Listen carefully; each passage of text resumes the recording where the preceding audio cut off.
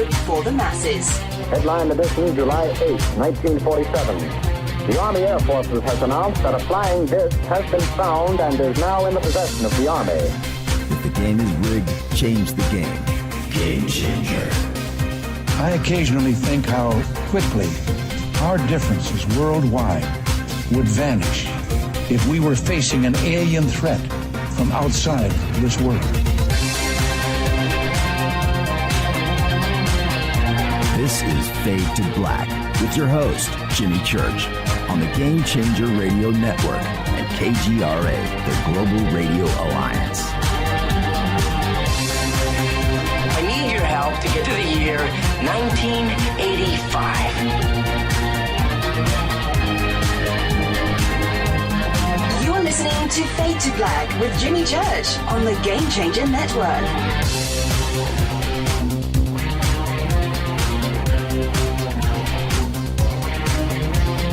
Good evening. Fade to Black.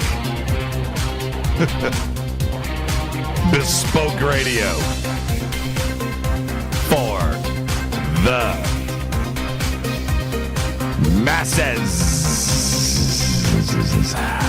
Yeah. How you doing? How you doing? Today is Thursday. That's right. Thursday, December 20th, 2018. 354 days into the new year, just 11 days left. 5 days to Christmas. 4 days to Christmas Eve. 6 days to the Fade to Black holiday party. Christmas jamboree at the Rainbow Bar and Grill. Can't wait for that. Seeing all of you there, it's going to be great. We are live from a bunker somewhere in the middle of beautiful downtown Burbank, California. And I would like to welcome everybody listening all around the world, all across the United States. Hither and thither, to and fro, back and forth, up and down, east and west, north and south, far and near. That's right. This is Fade to Black for KJCR, the Game Changer Network, and KGRA, the Planet. I am your host, Jimmy Church. What is cracking, everybody? How you doing? Merry Christmas. This is our last show before Christmas, and it's Thursday night. It is Fadernight.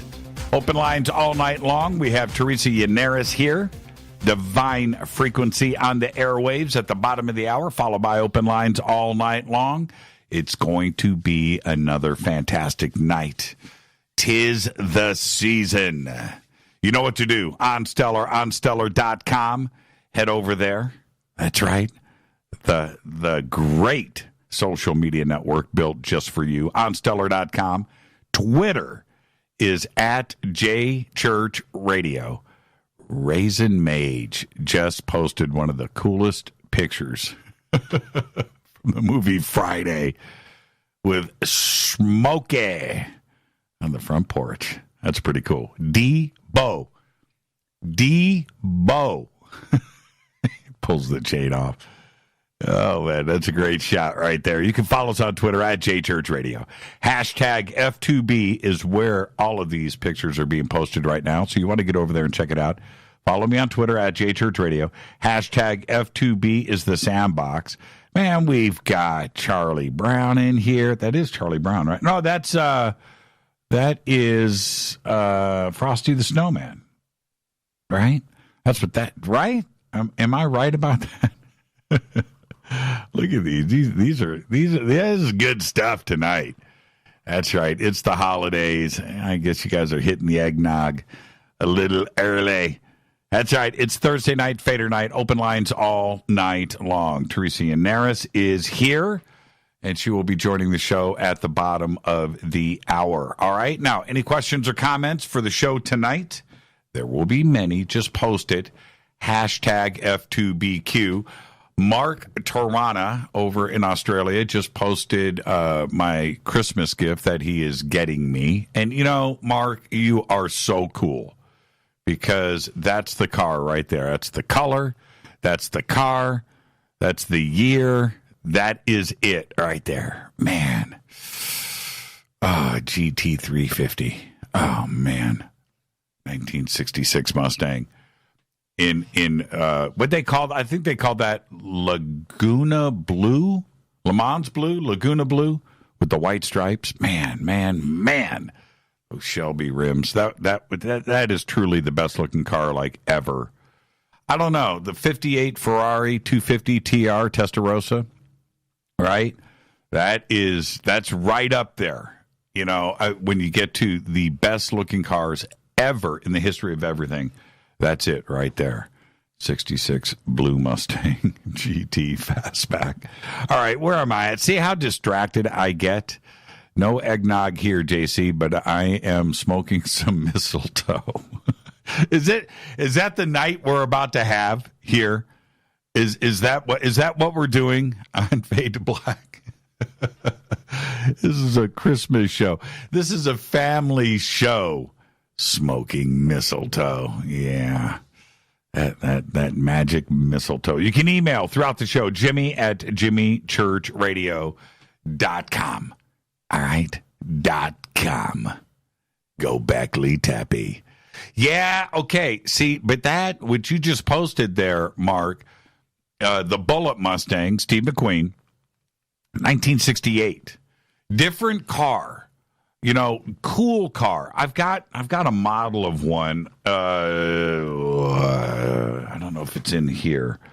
It might be in Rita's studio. 68, which was a cool car, but it was bigger. You know. Anyway, man. See, you get me started on Mustangs, watches, or Fender Stratocasters. I just get distracted, and I apologize for that because I got to get to some breaking news. Crazy news day today, but I'm going to follow it up with some good stuff. Thank you, Renee. Which is this? It's been a crazy day in the news, in that the Secretary of Defense, James Mattis, quit today. That's right. I think he's going to try to last until February, but he's out. President Trump today orders half of our troops to withdraw from Afghanistan. That happened today. North Korea says it ain't dropping its nuke program. That happened today. And tomorrow, our government may shut down. So we're dealing with all of that. But the good news. Oh, and Wall Street, right, crashed again today. The jury is still out on my shirt. What are you talking about? This shirt is fresh. It's fresh. It's quilted for the warmth. Come on.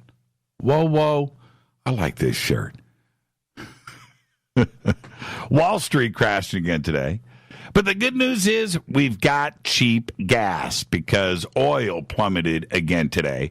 Here in California. Now, I want to hear from all of you on Twitter right now. Check this out. Here in California, gas has dropped down to about $3.09 a gallon. It's dropped like $1.50 in the last week and a half. That's if you shop for it. You can get it for about $3.09. And so what are you paying for gas? Bum me out. Right? Around the country right now, around the world. What do you guys... Jimmy's zippers. Yeah, I know. It's cool, right? Right? It's a cool shirt. What are you paying for gas? $1.86 in Texas? Are you kidding me? $1.86. That's like free. Jim Bahoric says it's $2.35. Where's that at? $2.35. Indiana, it's $1.97. Randy, the truth is now, says $2.77. $2.77 in Las Vegas. Wow. $1.89 in Arkansas. See, man, look at Twitter. Twitter is blasting right now. Okay, wait a minute. Let me get caught up here again.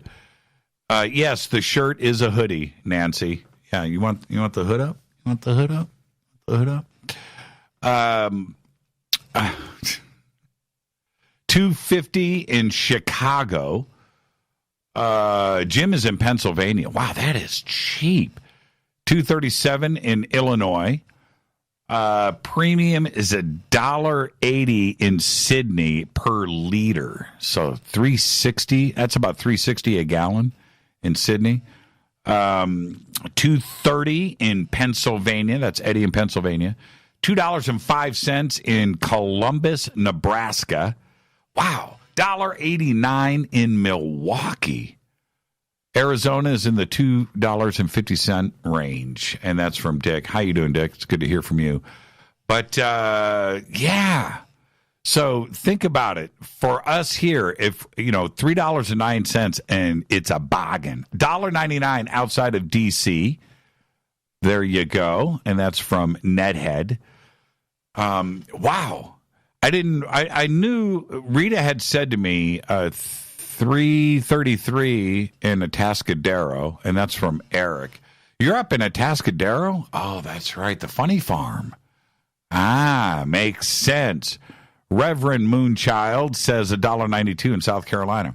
Well, $1.05 a liter in Saskatchewan.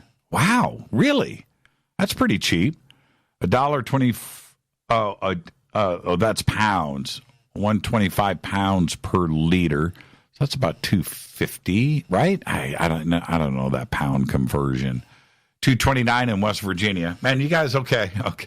$1.95. See, now that's that. I guess $1.87 in St. Louis. You guys understand where I'm coming from now? Okay, $3.09 a gallon here, and we are happy. Happy. It's dropped $1.50. And pretty quickly. So maybe it'll get down below $3 a gallon here in Southern California. So Merry Christmas to all of you with these cheap gas prices. Absolutely incredible. Other news today that broke. The European Space Agency released an image today taken by the Mars Express mission. The photograph, the image was taken today and released today, showing the Korolev crater that is filled with water ice. It's an incredible image. The Korolev crater's ice is about 5,900 feet thick all year long. The crater, which is over 50 miles across, is just south of the northern polar cap. And the deep base of the crater floor is about 1.2 miles below its rim, chock full of water ice. And it's an amazing, amazing picture. And they posted, with that picture, should be on the front of our Fade to Black Christmas card. With that, I'm going to say Merry Christmas. Justin says $2.65 a gallon in Buffalo, New York. Brian Connolly says Bud Lake, New Jersey's $2.35. Isn't New Jersey typically some of the cheapest gas in the country, right? Yeah. So there you go. I think I got caught up. $2.29, West Virginia. That's from Kevin. Kansas City, Missouri, from Janet, $1.95. Yeah. I'm more than a little jealous. And John Sally, who posted this? John Sally. There you go. That was a cool picture. That was a cool picture, hanging out with John Sally last year. Thank you for that, Scott. All right, it's Thursday. It's Fadernight, and this is our last show before Christmas. Obviously, Monday is Christmas Eve. Tuesday is Christmas, so we're taking those 2 days off, of course. I don't have Coast to Coast this weekend. That's another good thing. And then Wednesday, no show on Wednesday because we're having our Christmas party at the Rainbow Bar and Grill. Okay, and speaking of that party is December 26th, and you can send me an email. I got a bunch today. You can send me an email, Jimmy@jimmychurchradio.com. If you're going to be attending our party, just let me know. We'll get you on the guest list, and let me know if you're going to bring anybody with you, too, +1, and whatever, +4. But do let me know, okay? And Jimmy@jimmychurchradio.com. It's at the Rainbow Bar and Grill on the Sunset Strip right here in Hollywood, California. And it's going to be a great night. you're on the guest list. Just show up and no charge to get in. Cash bar, normal dinner menu there. It is the Rainbow Bar and Grill. I wish I could buy dinner for all 200 of you, but you do the math on that. And drinks. But come on by. All right? Come on by. It's going to be great. And if I started dropping some of the names, I'm not going to do that. Dropping some of the names of our friends that are going to be there. Just show up. It's going to be really, really cool. All right. And then right after that, 2019 Conscious Life Expo at the Los Angeles LAX Hilton. All right. This year we are celebrating the 50th anniversary of Chariots of the Gods with Eric Von Daniken. I'll be hosting the panel with Eric on Friday night, opening night, with Eric, Linda Moulton Howe, Jason Martell, Billy Carson, and David Wilcock. And there you go. So that'll be Friday night. And, of course, George Norrie, who is there every single year, and he's going to have his events going on, the Coast to Coast get-together that he does. And, of course, he hosts the panel on the George Norrie panel on Saturday. Nassim Haramein is there this year. So is Robert Schock and Daniel Brinkley and Grant Cameron. Julia Mossbridge. I'm really looking forward to hanging out with Julia. And, of course, our very own Teresa Yaneris is going to be there. 50 other speakers are presenting. Just head over to the ConsciousLifeExpo.com website for tickets, and you can also grab a full conference schedule. And their new website, by the way, just launched. So there you go. Jingle bells from, is that a jib jab? Is that a jib? Oh, those are funny. Those are funny. All right, where am I at? Don't forget to subscribe to our podcast. It is just $2 a month. Over 950 archive shows right there. Click on the podcast banner over at jimmychurchradio.com. And don't forget, you can also become an official Fadernight over in our membership section on the site. Very simple to do. Click on it and go become an official Fadernight. You can do whatever you would like to do. Let's get the show cracking. Got a lot to do. Teresa Yaneris is with us at the bottom of the hour. Today, happy birthday to Kiss Original Gangsta Peter Criss. Today is 72 years old. Unbelievable, right? 72 years old. Jonah Hill today is 34. Do you know his dad was the accountant for Guns N' Roses? I bet you didn't know that. There you go. So anyway, Jonah Hill today is 34. And he's done some funny stuff, and I get that. But he made the list. I don't know if he made it in years past, but he made it this year because of the miniseries that he did called Maniac. And if you haven't seen it, you've got to check it out. It's called Maniac. It's really cool. And last night we started binging, and this happened after the show. It's called, I think it's called it's the new Michael Douglas, Alan Arkin TV series. I think it's called the Kapinski Method. Kapinski Method. And we ended up watching like 6 or 8 episodes last night. Couldn't stop watching. Rita turned to me. She goes, "It's 4 o'clock in the morning." And she didn't want to stop either, but we had to eventually make it to bed and get some sleep. But that is really good. It's whatever it's called. It's and I don't know how Netflix is doing it. I read I can't believe I'm rambling about this. But I saw something this week that Netflix has got 600 TV series and movies in production. 600. That's 600. Absolutely insane. They are snagging up everybody. And so we're watching this TV series last night.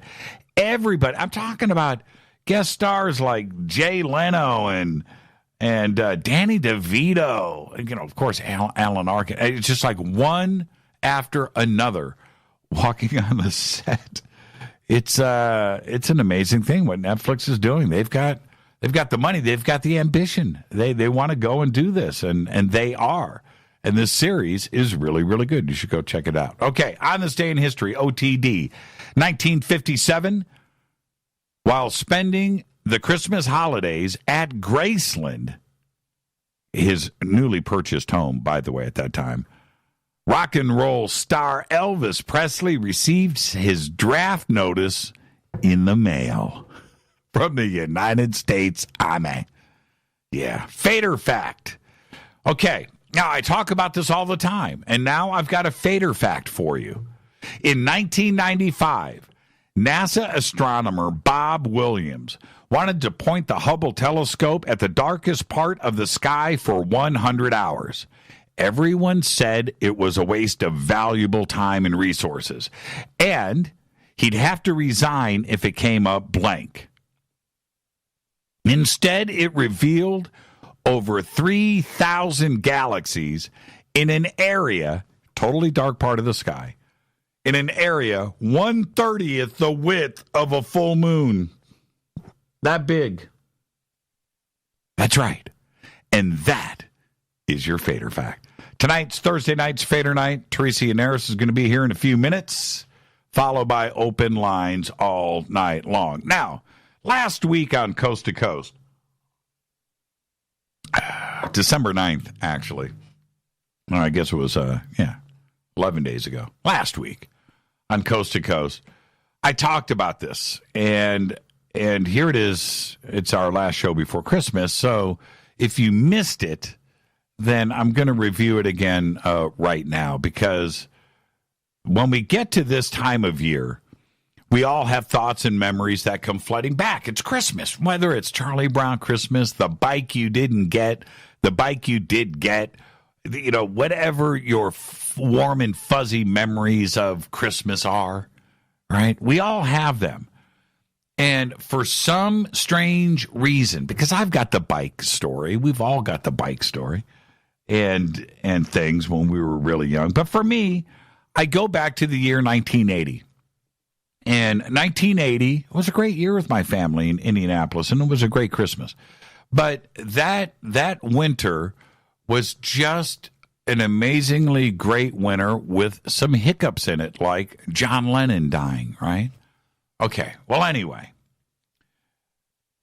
it involves my senior year in high school back in Indianapolis. And I had a drafting teacher, and his name was Diamond Hayes. And I was really advanced in drafting at the time, and Mr. Hayes had arranged for me to take 3 drafting classes in a row before lunch. I was too advanced in drafting to take any. They didn't have any classes for me.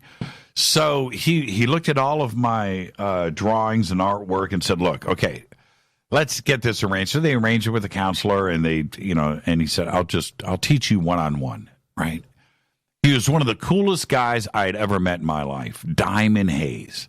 And I was able to sit in 3 drafting classes in a row, back to back. And what he would do in each one of these drafting classes, because think about that, 3 in a row. I did it for 2 semesters. And he would do this music education before each class. So I got that 3 times a day, 5 days a week for 2 semesters. And he would talk about music, and he would introduce something, and it might be jazz, it might be rock and roll, some experience of his. He would play an album. Some days he would just play the radio and things. But he was just a very dynamic guy, one of the coolest guys ever. And he really influenced me. And that winter was just an amazing winter. And I got to listen to all of this music. And so now, today, I just think about those days. Anyway, he was just a different guy. And he would teach. He really loved what he did. He was cultured. He took care of his students. It was just amazing. And his passion and his influence continues with me to this day. But about a year later, and it was during Christmas, I was walking across this parking lot in Indianapolis. Snow falling, snowstorm, snow deep. And instead of walking on the sidewalk and taking the lawn, I thought, man, I'm going to cut across this empty parking lot. Big, giant parking lot. And I'm walking across this parking lot, and up in front of me, walking towards me in the snowstorm, I see this dark, somebody walk, and we're walking towards each other. Whoever this is taking the same shortcut that I am, except we're walking towards each other. And I walk up, and we meet. It's Diamond Haze. Diamond friggin' Haze. I couldn't believe it. And we sit with the snow falling, and it's cold, and we start talking. He's like, Mr. Church, how are you? And I said, man, I'm working at Bell Laboratories, and because of you, I got this great thing going on, and life is good. He's like, man, congratulations, it's great. And I'm like, oh, what about you? How's school going? He goes, man, I'm retired. And I freaked.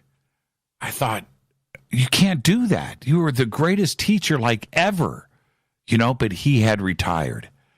And fate brought us together that day, that Christmas, in the middle of this empty parking lot, freezing cold, snow. What were the odds of doing this? Indianapolis is a city, right? And this guy that changed my life, set me on course, and made me who I am today. And we shook hands, and he was like, it's great seeing you, man. I was like, it's great seeing you too. All right. And I watched him walk away. I just stood there, Diamond Haze, into the snow. I never saw him again. I never saw that man again. So here I am today talking about Diamond Haze. 40 years later, I'm now 55 years old, right? Think about that. And so those songs from that winter of 1980 played in drafting class that I just can never get out of my mind, and it just takes me back to that Christmas. Let My Love Open the Door, Pete Townsend. Hungry Heart by Bruce Springsteen. The Logical Song by Supertramp. Walking on the Moon, The Police. Winning by Santana. Dragon Attack by Queen. Just Like Starting Over, John Lennon, and he died right after that song was released. Games People Play by the Alan Parsons Project. Cars by Gary Newman. Night Moves, Bob Seger, right? Games Without Frontiers, Peter Gabriel. And the one that I just never escape, and it's That Girl Could Sing by Jackson Browne. And that was the influence that Diamond Haze had over me. It's incredible that it is now December 2018, and I'm still talking about that guy. And I still think about those songs, and I still think about that drafting class. So Diamond Haze, if you're, I guess you'd be 105 years old today. But I know you're up there and you're listening and you're laughing right now. All right. So Merry Christmas to all of you. Merry Christmas, Diamond Haze. I'm going to get out of here. When I come back, it's Teresa Yaneris, Divine Frequency on the Airwaves. Then we'll open up the phone lines. It's going to be open lines all night long. This is Fade to Black on the Game Changer Network and KGRA, The Planet. I'm your host, Jimmy Church. Follow me on Twitter at JChurchRadio. That's all you got to do, at JChurchRadio. All right? I'll be right back with Teresa Yaneris. Stay with me.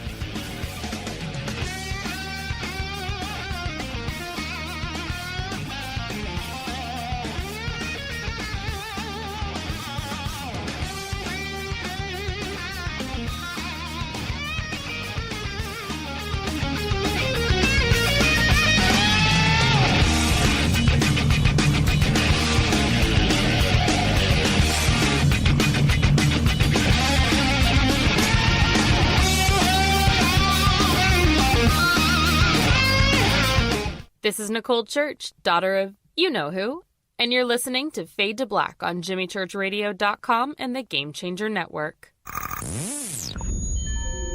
You're listening to Jimmy Church, Fade to Black. Fade to Black will now pause for alien identification. The station that talks the net. KGRA Radio.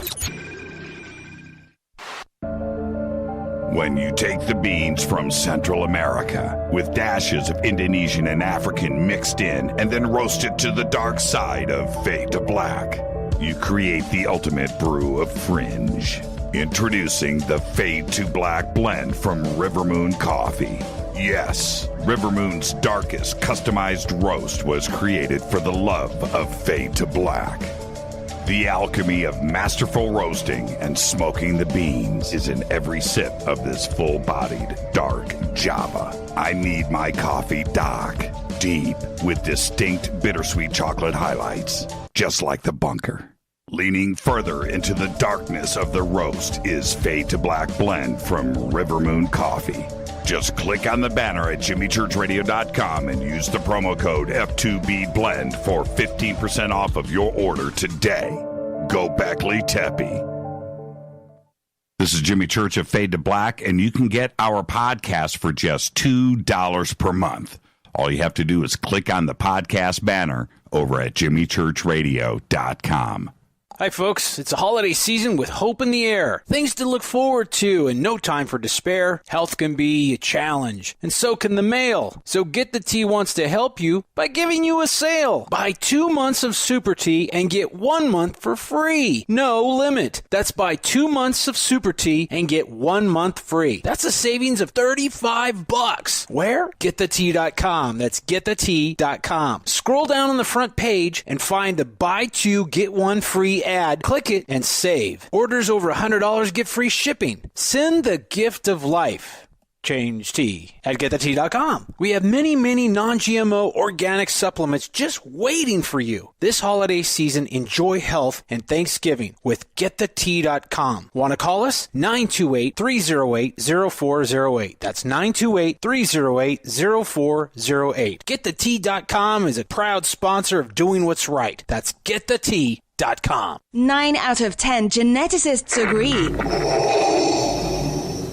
Fade to Black is not your father's radio show on the Game Changer Radio Network and KGRA, The Planet. Do you want to lose weight but have no idea where to begin? The Fast Start Diet, a 3-day weight loss plan, is the answer. 3 days of nutritionally balanced, calorie-restricted meals delivered right to your door. No shopping, no measuring, and no cooking. Everything is prepared for you and ready to eat at home or on the go. The Fast Start Diet has all the amazing benefits of intermittent fasting without starving. We've helped thousands of people who have struggled to reach their weight loss goals. Isn't it time we helped you? With the Fast Start Diet, you'll lose weight and feel great. Find Fast Start Diet on Amazon or go to faststartdiet.com and use promo code TALK to get 10% off your first box. And as a special bonus, Fast Start will include their #1 rated Lipo3 appetite suppressant spray free with your order. This is Jimmy Church. And whatever your diet plans are, do what I did. Go to faststartdiet.com. Hi, this is Rob Reiner from Anvil, and you're listening to JimmyChurchRadio.com. What's up? I'm Chris. What up? This is Kyle Massey, and you're listening to Jimmy Church Radio.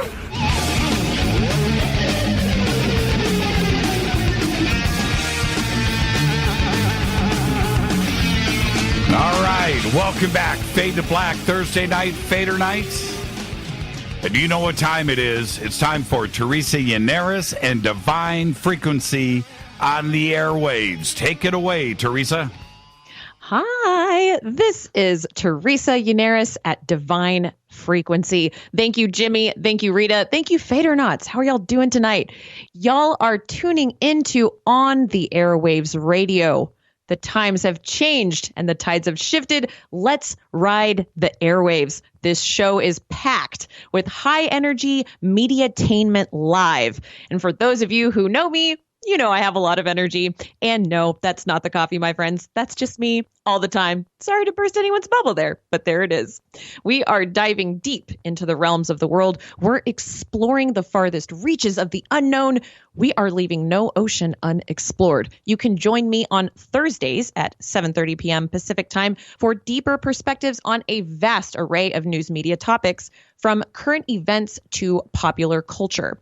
If you want to join the conversation as we're flowing in the ether tonight, go to Twitter and you can live tweet with Divine Frequency using the hashtag DF Airwaves. My superstar associate Sterling Nicole Bennett will be the ringleader of our live tweeting experience this evening. You can follow her on Twitter at Stario Crossing and me at Divine Frequency. Please go on over and hang out, and feel free to tweet to the hashtag DF Airwaves as we go. Today is Thursday, December 20th, 2018. Happy December, y'all. All right, let's dive right in. Hashtag Mermaid Life. We're going to start off with some news this evening. Just yesterday, December 19th, 2018, the FBI charged an Alaskan gamer in connection to online threats made on Twitter against a college campus. So here's the skinny. This is what went down, y'all. Two gamers exchanged heated words while playing the popular game Counter-Strike. One of the gamers was 20-year-old Gavin Kasdorf of Anchorage, Alaska, and he admitted later to have sent an anonymous bomb threat to a college campus where another gamer was rumored to attend classes. This is crazy, y'all. So what happened next? The FBI and the U.S. District Attorney's Office began to investigate what was happening here. Come to find out, Kasdorf had purchased, this is how he did it. He purchased a phone number online, and then he created a fake Twitter account, and then he sent threatening tweets from that social media account on Twitter. One quote from Twitter stated he was going to place the bombs on site in order to, quote, inflict the utmost damage possible. This is crazy. The school had to delay finals. They even had to move the location of the graduation ceremony. What a mess. Kasdorf was arrested on December 12th. He faces a maximum sentence of 10 years in prison plus 3 years of supervised release and a $250,000 fine. That's a lot of money. What a mess. So people were really upset over this. The police took this very seriously.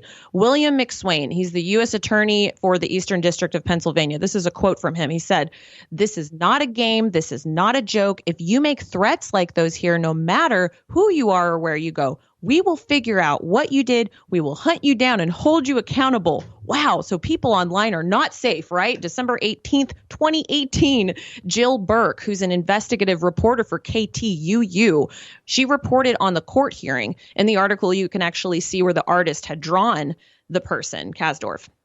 And she quoted, "In court, Kasdorf was portrayed as an isolated and paranoid young man, polarized by politics and someone who fears minorities and liberals." Burke stated that Kasdorf had multiple run-ins with law enforcement and the FBI over the years. They were able to make multiple connections, get this, y'all, between Kasdorf and other bomb threats made against other universities as well. And this is something that I thought was really interesting about this story. I don't know if you guys have ever heard this term before, swatting. So Burke, the investigative journalist, explained that, quote, "The May 2018 threat to Lafayette College was something called swatting, which is a cyber attack where the computer technology and social media platforms are used in an elaborate anonymous hoax to warn of an impending but fake threat of violence." This is crazy. What a total commotion. And was it worth it? When you think about these two guys online playing Counter-Strike, why do you have to take this to Twitter? Why do you have to take this out into the real world where people are trying to graduate from college? I mean, this guy sounds pretty unstable all the way around, but this caused such a huge disruption. This wasn't just a game on Counter-Strike anymore. I don't know what they were arguing about, but for that to trickle out into now the community where it's affecting hundreds, if not thousands of people, it's just crazy to me. Kasdorf might not have thought about the implications of his actions. Maybe he thought it wasn't a big deal, that it was just a joke and it wasn't going to go so far, but now he's incarcerated. It's just such a really interesting concept here that we're dealing with online, people being able to make threats and then those go viral, the information moves so fast, and now you're being affected in your real life. Now you could go to jail for it. It's just really crazy to me. You have to be very careful what you say and think about the implications of your thoughts and actions. So that's what I would say to that. So we're going to shift now. We're going to talk about some entertainment news. I don't know if you guys have heard, but there's a new documentary in town, and Isetti Ranch is the focus of it. The name of the documentary is Contact Has Begun 2. The James Gilliland story continues. There's a first one that if you haven't seen, go watch it, but this is the second one, part 2, that's out. Sterling is going to drop the link into TweetDeck right now, #DF Airwaves. So if you'd like a link to that YouTube video, go on over there to Twitter and you can find it there. You can also find it if you go to Isetti.org. That's ECETI.org. So what's really cool about Isetti Ranch, which it stands for Enlightened Contact with Extraterrestrial Intelligence Ranch. James Gilliland is the person who owns the ranch, and he's been there for over 30 years, and they let people come in and hang out with them. You see so many lights in the sky. I know for a fact you guys have heard Jimmy Church talk about this. I've talked about it. We've gone there together. We've hung out. There have been a lot of people that have gone out there at this point and that are talking about the lights that they're seeing in the sky and the UFO activity that's going on out there. What's really cool about these documentaries that are put together by Peter Maxwell Slattery, he was the one that produced and filmed and edited the documentaries. He was actually on my YouTube channel. You can go watch our interview there on Divine Frequency. But he has taken all of this footage, him and James Gilliland and others, and he's compiled it together so that you can actually see video of these lights in the sky. So this part 2 of the documentary is featuring James Gilliland, Billy Carson, Kathy Wittenberg-Liddell, Jason Gleaves, Jimmy Church, John Vivanco, Jordan Sather, Kenzie Casmer, Peter Maxwell Slattery, Rob Freeman, Steve Murillo, and yours truly, Teresa Yaneris. So go and check that out. I'd love to hear your thoughts on what you think there. And then also, if you go back and watch the first one, that one was a really excellent documentary as well. I watched that one with my mom and we had a lot of really great conversation. Those are really fun documentaries to take and share with your friends who are maybe not even into UFOs at all, because you can actually see video of the lights in the sky, which I think is incredible. One thing that I wanted to bring up about Isetti Ranch is Bigfoot. They have Bigfoot sightings out there, which to me, at first, I'm going out there, I see these Bigfoot signs. I'm like, this is crazy. You know, I think of Bigfoot online and on TV shows, and I didn't really have any kind of connection to the story. I thought that it was something crazy, right? But you have all these people out there seeing Bigfoot. I didn't actually see Bigfoot, but people were saying that they would see this tall figure running across the field. It would wink in, basically like phase in, just appear, run really, really fast, and then disappear. Multiple people said that they saw this, and they've also heard it. They've seen big tracks. I've actually seen pictures of tracks. I think Jason Quidd actually had a picture that he posted online of some allegedly Bigfoot tracks. Well, this was my thing. At Isetti, people would say, oh yeah, you can just, walk outside at night and kind of call out. And if you're really calm, maybe you'll see a Bigfoot. And I'm like, I don't want to see a Bigfoot. That sounds terrifying. I don't care. I don't want to see it. Maybe it's really nice. Maybe they're nice. That's great, but not me. Nuh-uh. That's not something I want to do. But that's just me. What do y'all think? Would y'all want to see a Bigfoot? Let us know. #DF Airwaves. So I thought it would be cool to mention the lights in the sky at Isetti. Something that I saw at night with a group of people. You can see these ships or whatever they are, lights in the sky. They change direction, they power up, they change colors, they snake across each other, they move really fast. You can tell what a satellite looks like and how fast they move. But with these, it's just anomalous. It's really, really fascinating. So I encourage you to go check out the documentary. It was really excellent. So I'm going to shift again. We're going to do a quick feature piece on the last episode, yesterday's episode of Fade to Black with Jimmy Church and Richard Dolan, the 5th anniversary special. What a big momentous occasion. 5th anniversary of Fade to Black. So exciting. Richard Dolan is a world-renowned author and a UFO researcher. His website is richarddolanpress.com. I super enjoyed this episode. What did y'all think of this episode? I really enjoyed it. So first things first, I just have to say, I know that Jimmy was joking with Dolan about Dolan snorting, and Dolan said it was embarrassing when he snorts. And I have to say, I snort when I laugh. I always have. Me and my sister, we do. And I always say that, that everyone in the room's having fun when someone is snorting. That's when you know you're having fun. So that's what I always say. So there were a couple of topics of interest here that I wanted to cover. I thought it was really interesting listening to Dolan talking about with his daughter. They were outside and he made a joke about looking up into the sky to see a UFO, and then they immediately saw something. And he started philosophizing about incidents that potentially have a mental connection. Can we go outside and call them in? Is there a mental connection there? Are you interfacing with a being? Has this ever happened to you where you felt like strangely there was a mental connection between you and a UFO in the sky? It's a very cool question. I thought it was interesting too that Dolan mentioned how it's obvious, like I was saying earlier, how fast satellites go, right? But what he was witnessing in the sky was ultra high, very fast pulsating. And him and Jimmy were going back and forth in this. I thought it was really cool. So going back to ECETI, at the night watch at ECETI, it was so incredible to share this experience with 100 other people, 50 to 100 people on occasion, where it's not just you seeing this, it's a whole group of people that's seeing a light in the sky. And it's amazing to watch the different colors. I remember there was a purple one that powers up. They call them power ups. They have names for them. And then it blinks out and then it'll come back. One that was really fascinating was one that blinked and then went out, moved, blinked, went out, and then moved. And it did this over 50 times, over and over and over. It was so cool. And then they switched directions. So at Soltech last year, my sister came out and she saw the ships for her first time. And it was hilarious. She's laying there on the blanket with me. We're looking up at the sky and she sees one and she says, "What's that?" And I said, I catch where she's looking in the sky. I said, "Oh yeah, it looks like you found a ship." And she just goes, "What's that?" The only thing she could say was, "What's that?" Because she was so in shock that she was seeing something so anomalous to her.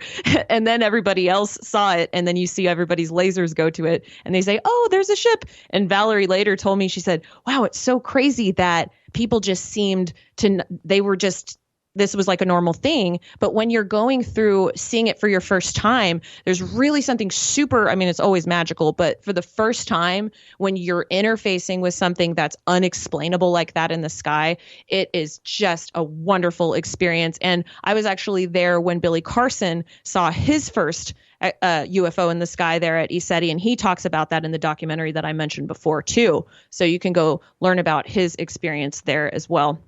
So the last thing I wanted to mention is something Dolan said at the end of the interview. And he said that we have an abundance of minerals here on this planet. There's an abundance of life and unique forms of genetic material. And he's kind of philosophizing about how there are so many reasons why other beings would be interested in us. And he was saying, I think we're a fascinating species. We have a definite high order of intelligence, is what he said. And then he said, we're not omnipotent, we're not omniscient, but we're able to figure things out and we're interesting. And I just loved that perspective, because I feel like as a human race, we need to take care of each other and get excited about this experience that we're having here together and really plant our feet into the ground, get grounded, and figure out how we want to affect humanity in a positive way. And so, yes, I just wanted to say, I wanted to bring this home. As we close down 2018, I'm feeling just so much gratefulness in my heart to see this 5th anniversary special last night of Fade to Black. I've been listening to Fade to Black for many years. I remember cooking in my kitchen years ago at night. I would listen to Jimmy on the radio with so many different people. And I met Jimmy a couple of years back. I met Rita a couple of years back too. And it's just been such an incredible experience. And something that everybody needs to know now is 2018 was a huge year for Fade to Black, with Soltech with that amazing conference. That was my favorite conference that existed. And I can't wait for the next year and what's going to happen next. So Jimmy, I'd love to bring you on and thank you for everything and say thank you for Fade to Black for the last 5 years. How does it feel? Yeah, well, yeah, it goes by really, really, really, really fast. And it's been like a blink of an eye because in a lot of respects, we were just shot out of a cannon. And we never really had a chance to, stop and take a look around and see what's going on. It's just been, right? It's been a tremendous ride. But, thank you for everything as well. And looking back and what you did at Soul Tech and the first time that I saw you do a presentation, your first presentation up at Shasta, I was like, you know what? And Rita and I, watched you from the back of the hall and went, you know what? There's somebody with a gift right there, that wants to teach. And then, and not to sit here and reminisce, but it's the holidays. And then I watched you. I hid back in a crowd and I watched you do a reading with somebody. But it was how you did the reading and how you were explaining what you were doing. And you didn't know it, but, and I'm just back and I was just watching what you were doing. I thought, she wants to teach. She wants to talk. She wants to get this out. And I knew that you had something special. So, just thank you for, joining the team here and pursuing all of this. But you said something that I want to get back to. The first time when you see something in the sky, right? You're absolutely right about that. It is, and I go back and I think about the first time that my first night watch, when I looked up and I saw this, what I thought was a star or a planet move and then disappear. And was it at ECETI that it was your first time seeing lights in the sky? No. That was 4 or 5 years ago at Contact in the Desert. But that was my first time. Now, and I know what I went through.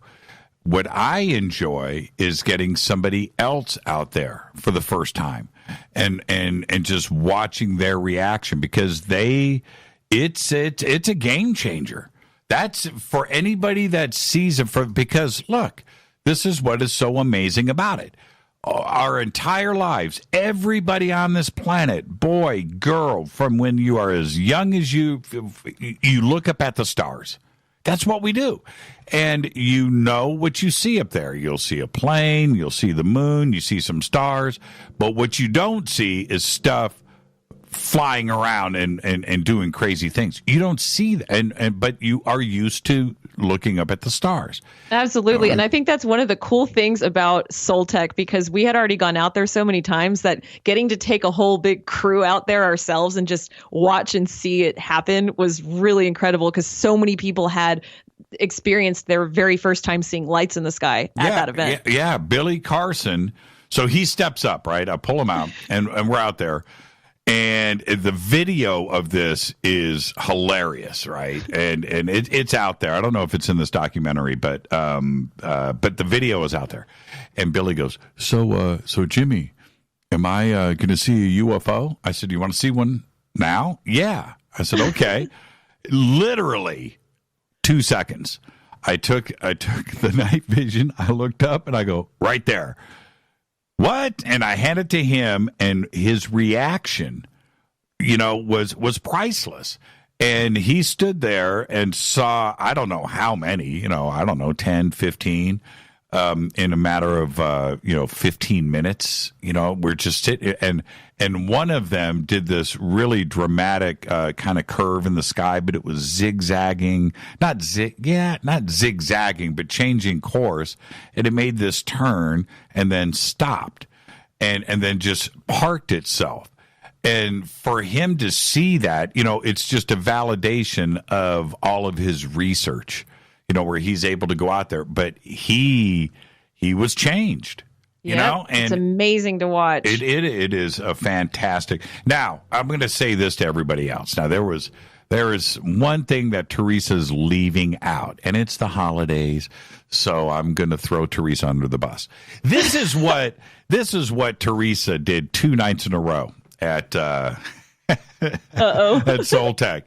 Her and her sister, I think Sterling was it Sterling? Yes, Kelly? me and sat and sang rock and roll songs while laying on a blanket in the dark, staring up at the stars.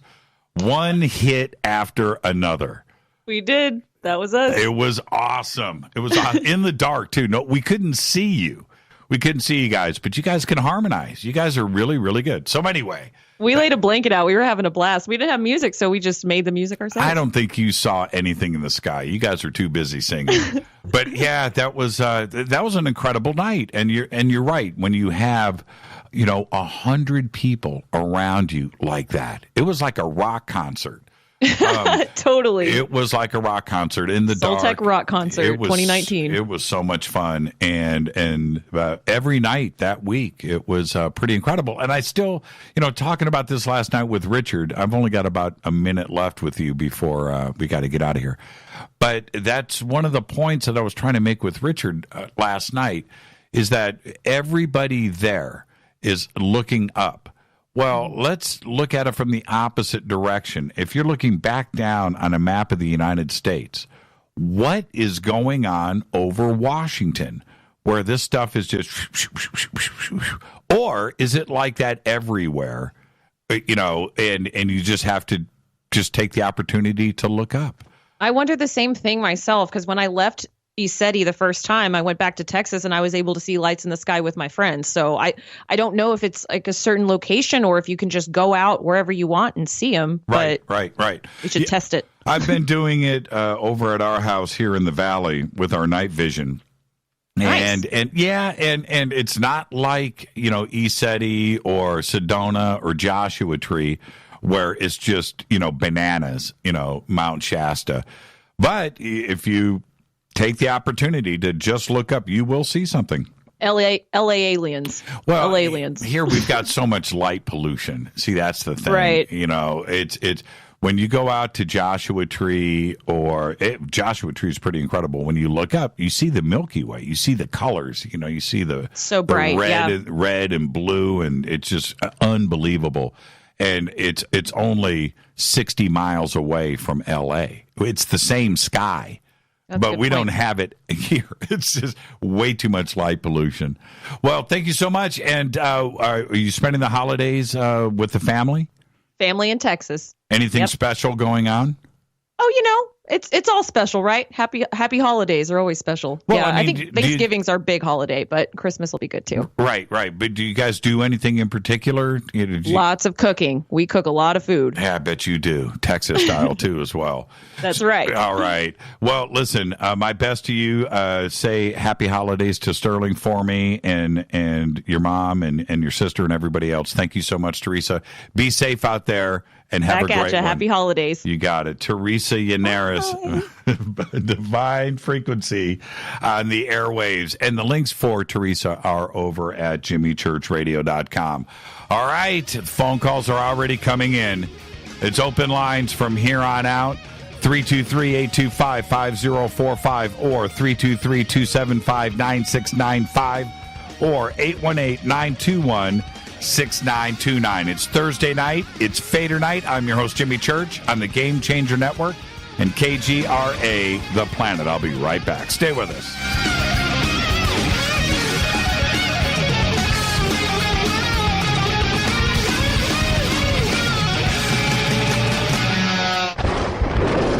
This is Fade to Black with Jimmy Church on the Game Changer Radio Network and KGRA, the Global Radio Alliance. This is KGRA Digital Broadcasting Station, Salt Lake City, Utah, Van Buren, Arkansas.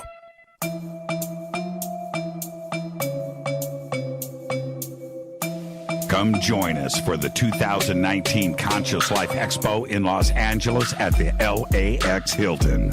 This year, we are celebrating the 50th anniversary of Chariots of the Gods with Eric Von Daniken, and I'll be hosting the panel with Eric, Linda Moulton Howe, Jason Martell, Billy Carson, and David Wilcock. Join George Norrie, Nassim Haramein, Robert Schock, Daniel Brinkley, Grant Cameron, Julia Mossbridge, Teresa Yaneris, and another 50 speakers who will be presenting at the 2019 Conscious Life Expo. Just go to ConsciousLifeExpo.com for tickets and a full conference schedule, or click on the CLE banner at JimmyChurchRadio.com. Go back, Lee Tappy. Folks, this is very important information. What's to be said about CBD? AncientLifeOil.com. Our CBD is made from hemp and has 0.003 THC, which means this wonderful product won't get you high, no matter what amount you take. What does CBD do for the body? My hands are tied. But you can Google CBD benefits and be astounded. When you're finished reading, you'll want to log on to AncientLifeOil.com. That's AncientLifeOil.com and purchase. Life is good when you feel good. People are tired of pain. People are asking for non-GMO organic products to help them with, you fill in the blank. Legal in 49 states, and again, our CBD is made from hemp. Ancient Life Oil is about helping people one by one by one. If you wonder how good the product is, the CEO takes it every day without miss. AncientLifeOil.com. That's AncientLifeOil.com. Have a great day. Hello, I'm Katie, and you're listening to my main man, Jimmy Church, on JimmyChurchRadio.com. Hi, this is Ray Hobbs here, repping the planet, and you're listening to my good friend, Jimmy Church, Fade to Black, on the Game Changer Network and the KGRA Digital Broadcast Station. This is Toby Kebbell. You're listening to JimmyChurchRadio.com. Don't hurt me, Jimmy. I'm only little. Hey, I'm Adrian Grenier. And this is Ari Gold. We're the Honey Brothers. Yes. We are of the Honey Brothers. Hey, I'm Adrian Grenier. And I'm Ari Gold. We're the Honey Brothers. And you're listening to Jimmy Church. The Revolution. Reclaim your active lifestyle with Angioprim. Angioprim is the original liquid oral chelation supplement. Chelation helps remove toxins, heavy metals, and cholesterol in your veins and arteries that can cause blockages. Scientific research proves the active ingredient in Angioprim has superior oral chelation action that helps promote cardiovascular health. Find out more. Go to angioprim.com. Talk to a trained consultant by calling Angioprim toll-free 877-882-7221. This is Jimmy Church of Fade to Black, and you can become an official Fadernight by just going to our membership section at JimmyChurchRadio.com. Hey, it's Grace. Can we talk about something serious for a minute? Your age. Getting old has its perks. But remember, being a few years younger, you know, your hair was thicker, you didn't have so many wrinkles, that extra weight wasn't haunting you, and you just felt better. Well, we can't turn back the clocks and go back 10 or 15 years, but you can start feeling and looking 10 or 15 years younger with Nature's Youth RSF. It's a doctor-formulated daily supplement that helps your body maintain its peak performance and fight the aging process. Imagine sleeping better, looking better, and feeling better. See how Nature's Youth RSF has helped thousands of people just like you at nature'syouth.com. nature'syouth.com. Imagine how it will feel when your family and friends are asking you what you did to look so good. Your secret will be Nature's Youth RSF. It's time to start looking better and feeling better. Learn more and order your Nature's Youth RSF at nature'syouth.com. That's nature'syouth.com. That's nature'syouth.com. Hello, this is Serena Wright Taylor from Conscious Life Expo, and you're listening to Fade to Black with Jimmy Church, who holds the Lucky Pony record for the best astrological chart since 1963. True story. This is Micah Hanks of the Gralien Report, and you're listening to Jimmy Church on Fade to Black, across the globe on the Game Changer Radio Network and the one and only KGRA Radio, The Planet.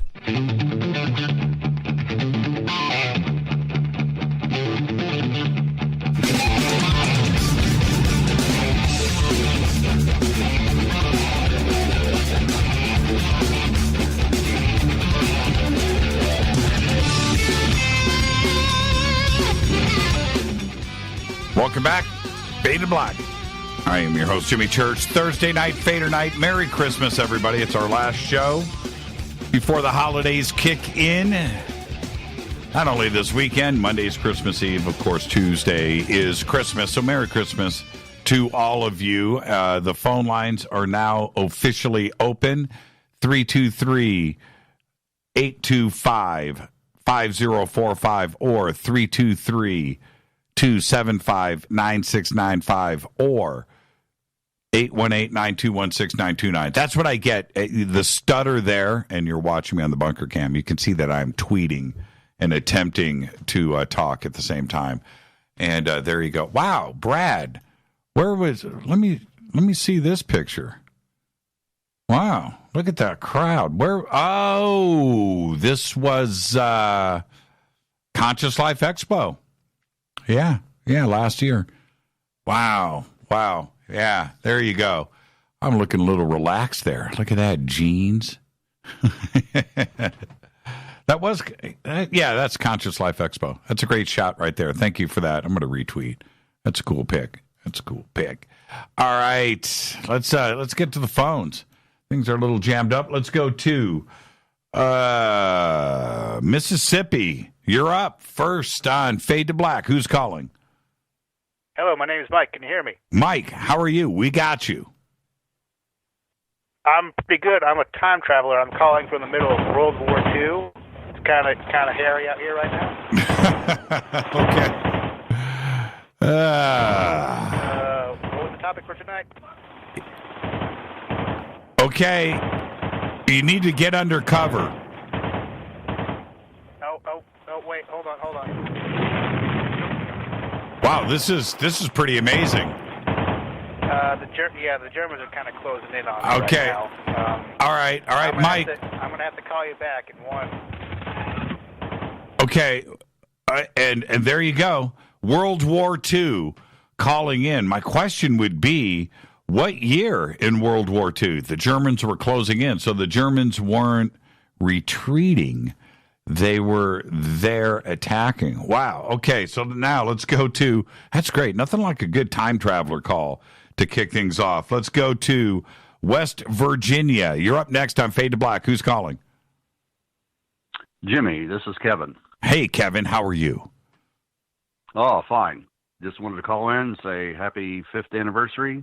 Ready for another great year of Fade to Black. Man, listen to your pipes. You should. Pipes? Yeah, your pipes. Not the pipes in the wall, the pipes in your throat. You're laughing. And yeah, man, you got a career in front of you. Here, I got one for you. Sure. I got one for you. Okay. Excuse me. Bespoke radio for the masses. Yeah, man. What's cracking, everybody? Well done, my friend. Well done. So, are you ready for the holidays, Kevin? Yes, I'm ready, Jimmy. What are you going to do? Do you guys have anything special planned? Just chill out, visit friends, and, the usual. Yeah, for us here, and very typical in that, we hang out with family, right? That's what we do. But the thing is with us, because, wherever you live, more than likely you've got family that's around you. You're going to go visit family, or they're going to come see you, or you're going to drive out of state and go see family, right? I get all of that. And so for us, it's similar, but our immediate family, all of us live within a couple of miles of each other. So that's what you said one night. Yeah. And the number is 20 immediate family. I'm talking about brothers, sisters-in-law, brothers-in-law, right? Nieces, nephews, the grandkids, the grandparents, all of us live within a couple of miles of each other, and there's 20 of us. So there are no excuses for not having the family together. And we do it, once a month.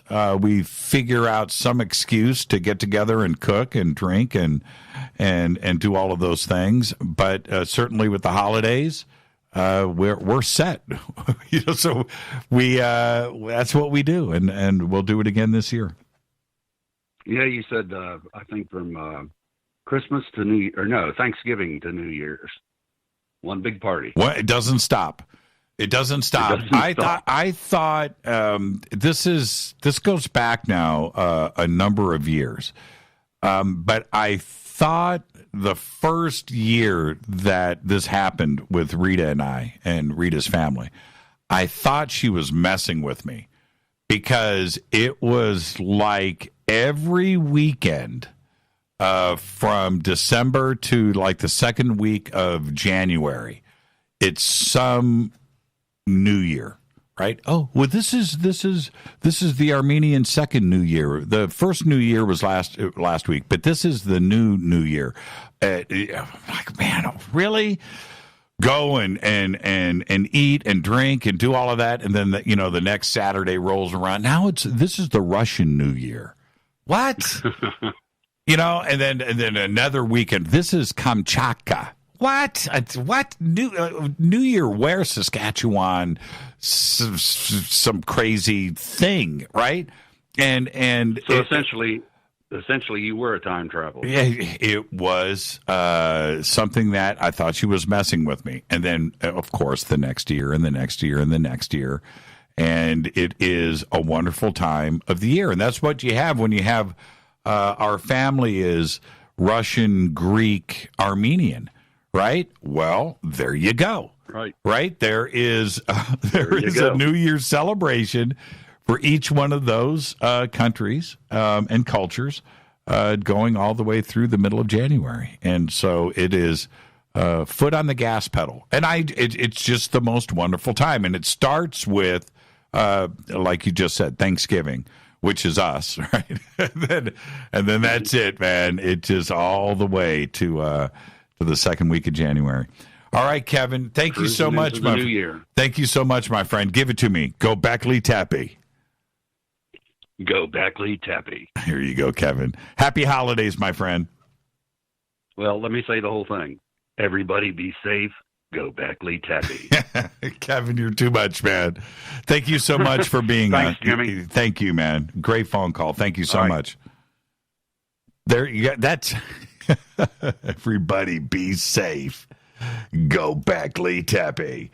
That's what I'm talking about right there. Okay, let's go to area code. We're going to go to Tennessee. Tennessee, you're up next. Tennessee. I might be. I'm actually in Ohio, but I have a Tennessee number. Well, see, I don't know that. It just pops up as Tennessee. That's what I see here. Who's calling? This is Nathan, Ohio. Hey, Nathan. How are you, man? I'm doing pretty good.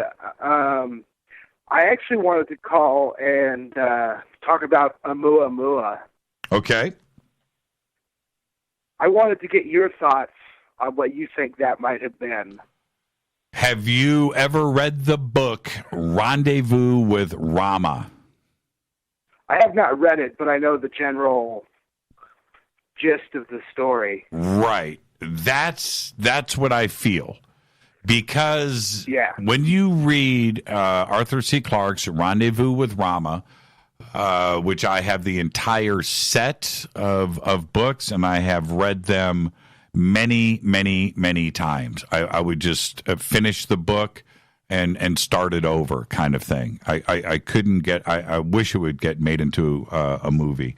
Very difficult to do, though. But anyway, what Rendezvous with Rama is that an interstellar spacecraft like Oumuamua enters our solar system for the first time. We're tracking it, and we don't know what it is. And then it slows down. And it's like, what? Yes, it's slowing down. And it eventually swings around Earth.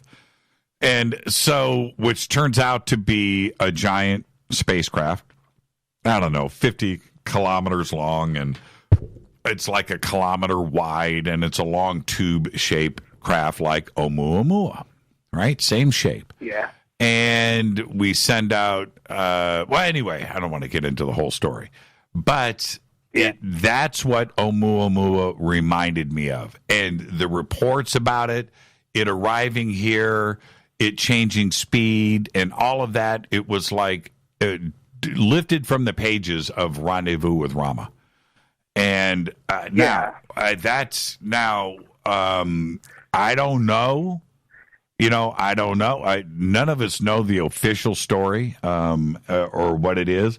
What NASA and astronomers tried to say that it is or what it was. I don't buy into any of that. Could be, right? Could be just a naturally shaped. No. Right. Yeah. But I mean, it's pretty unlikely. But when you read Rendezvous with Rama and you think about Oumuamua, that's, if you ask me what I think it was Rama. I think Rama was here. Yeah. Nathan, you need to check it out. You need to read the book. Books. I think there's at least 3. There might be a 4th one. It's Rendezvous with Rama, Gardens of Rama, Rama Revisited. Man, I can't remember. I want to say that there was a 4th, but you should check it out. So, and what they did is the first one was a drive-by, then Rama came back. But then the drive-by, we sent out a space shuttle to it, got inside of the craft and checked it out. And it turns out that Rama was flying around the Milky Way to different civilizations at different planets and collecting, right? And eventually they all went to this giant cluster of other Ramas that were coming in from around the universe and docking at this giant spaceport, and everybody was offloaded. And it's and I don't want to give any of it away, but that's what Rama was. Could Oumuamua have been that? That's what I'm going right there. If there's a possibility of it being something, I'm going in that direction. Yeah. I just know that they say nothing like that has happened in recorded astronomical history. Nope. And it moved so in such a funky way. I mean, they couldn't even figure out why it was tumbling or why it was flashing or why all the stuff. Well, it came in, turned, increased speed, and split. Went right around Earth. It's just like, wait a minute, around our sun, and then left. And it did it pretty damn quickly too, as well. When you think about how many years it takes for, Voyager or any of our other stuff that we send to Jupiter or whatever, and Voyager 2 just left the solar system. It just left. It just went interstellar on November 5th last month. How long it takes. Right. Oumuamua came in and split like right away. 10 months or something. Yeah. I mean, it was just here and gone. Pretty incredible. Yeah, well, thanks, Nathan. Jimmy. Yeah, absolutely, Nathan. Happy holidays to you, man. Same to you, Jimmy. Thank you so much. Nathan in Ohio. Okay. Oumuamua. I'm telling you, if you haven't read the books, Rama, Gardens of Rama, Rama Revisited, read them in order, and that's a game changer. Arthur C. Clarke. Visions, man. He knew the future, and Oumuamua, its shape, its description, how it did it, I'm telling you, it was like lifted from the pages of Arthur C. Clarke. Absolutely incredible. Okay, let's go to Missouri. Missouri, you're up next on Fade to Black. Who's calling? Gobekli Tepe. Oh man, is this going to be a Gobekli Tepe kind of night? I just wanted to say it because as far as I understand, the reason why you actually say that is for an author's work is now legitimized by the fact that Gobekli Tepe has been found and been dated to 10,000 plus years ago, and so it validifies his work. Is that correct? Could be. I would say say that is, yeah, I guess that would apply in this case, right? And the more that you say it, and the more that you bring it into recognition, it then validates, right? Right. Yeah. So I'm doing my part. Jimmy, because in some weird kismet, speaking of Hindu, your tonight's subject absolutely goes along with what I am drawing a conclusion to. I use fractal science and math, which I was in the military for my math skills, so there's my vetting on that. And I see a very different picture using information, fractal information. And I'd like to ask you, have you read Dr. Jacobs' most recent book? I have it. I've read parts of it, yes. Okay. So, Jimmy, there are certain pieces of fractal information that happen in this movement that I call megafractals. I don't know if that's already coined somewhere, but I personally call them megafractals. How so? And what they are. Yeah, exactly. Because they're a piece of information that when you hear them, they run so smoothly into your soul that you know that they are correct. Okay. Right? Right. Okay. So do you know who Terry Lovelace is? Yes. Okay, Terry Lovelace just wrote a book, and in there's an instance where he describes the woman coming to him and him sitting at the kitchen table. Do you know what I'm talking about? Yes, I do. Okay. Terry's been on the show, if you want to go back and listen to his interview. Oh, I absolutely caught it, Jimmy. Oh, okay. I absolutely got it. I just wanted to make sure that you and everyone else knows of what we're talking about here. She made a reference to him, Jimmy, that was an absolutely frightening fractal of information. And I'm not trying to bring everybody down this Christmas, but these are just the fractal truth. And if I really want to look at this subject, I want the cold, dead hand of logic to do it for me. Right. Because it's never going to lie. It's always going to give you exactly what it sees and nothing but what it sees, as long as we don't use human conjecture. We only take the fractal information and put it into its proper places. Okay. Okay. So this woman said to him that she didn't want him to write this book because it would endanger him and that his government would kill him. And she went on to say that her hosts would not allow this to happen. I challenge everyone to go and look at what the word hosts means. When I invite you to my house, Jimmy, I'm having a housewarming. You and 2 or 3 other friends are coming to live at my house. I'm hosting you to live at my house. And if these beings understand, and this woman was much closer to who we are than what they are. And she understands immediately where her position is in this society that they have. Okay? She is being hosted. Many people say that there's all these different types of beings, and there's lots of people who have this real affliction to follow some of the people that are sprouting just incredible trash that cannot be backed up. And I'm going to say a name because it's just incredible the things this guy says, and I don't believe a word he says, and this is just me. So let me do your own work. That's Corey Good. People like him are taking people down the wrong road. So I've done a piece of information that I need you to go and read Dr. Jacobs' new book. In there, a woman who is a teacher. Now, she's a professor.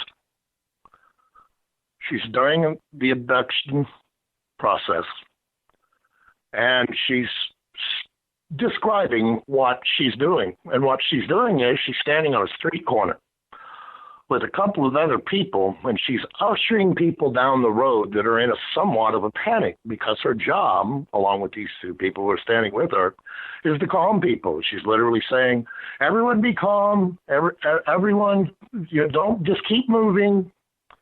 Okay. At the end of this session, she draws a picture, and at the end, have you seen the picture? Well, describe it. And I've got to take a break in like 4 minutes. So I just want to give you the heads up. Go ahead. Draws a picture of basically 2 city blocks, and you can see them, the houses written and everything. And at the end of these blocks is a UFO. Okay, I'm not gonna beat around. I have no reputation to lose. I've done this work since I was 15 years old, and had a friend of mine leave a book called Whitley Strieber's Communion in my house. Changed my life. I have consumed so many pieces of literature on this, I can't even tell you. I saw David Wilcox say one time he'd read 1,400 books. My God, I don't know when he did it, because I read over 150, and let me tell you, it takes a while. I believe that there's different. Well, let me jump in. I'm going to say this. Rita reads like a book every 2 days. And she can do that. I can't. I don't read that way, but she's able to do that and retain it. So, yeah, when somebody says they've read 1,400 books, I totally get that. There's 365 days in the year, and if you can read 100 books a year, which is totally easy to do for some people, then, yeah, you're looking at 10 years, you could pound out 1,400 books. Sure, I believe it. So much of what you read is just absolute conjecture, or there's no substance that tells you what is coming. Every person wants a life of more, and their life of more is to feel tangibly like they are connected to this universe in a different way, besides being under man's rule and going to work every day. And I want a new refrigerator. I don't care who they are. That's what all of faith is about, is trying to find that moment. That place where everybody fits in cosmically. They want to connect like that. Well, I'm afraid that when you look at the information of people screaming, begging to be let go, their children to please let my children go, compared to the message that they get when they are not in the alpha state of relaying information, it's a completely different message. I know. I'm with you on that. And then there are those out there, and look, I'm on that quest, like so many of us in this community are. And then there is the rest of the world. Their quest, their religion is their football team, their soccer team, a new car. Their quest is a promotion at work. That is their religion, where they're not concerned about enlightenment or what happens when they die, or are we alone in the universe, or are there ghosts? That they don't care. That it's not their deal is trying to figure out a way to increase their 401k. So they can retire, and it's crazy, And I know I have work on that subject, Jimmy.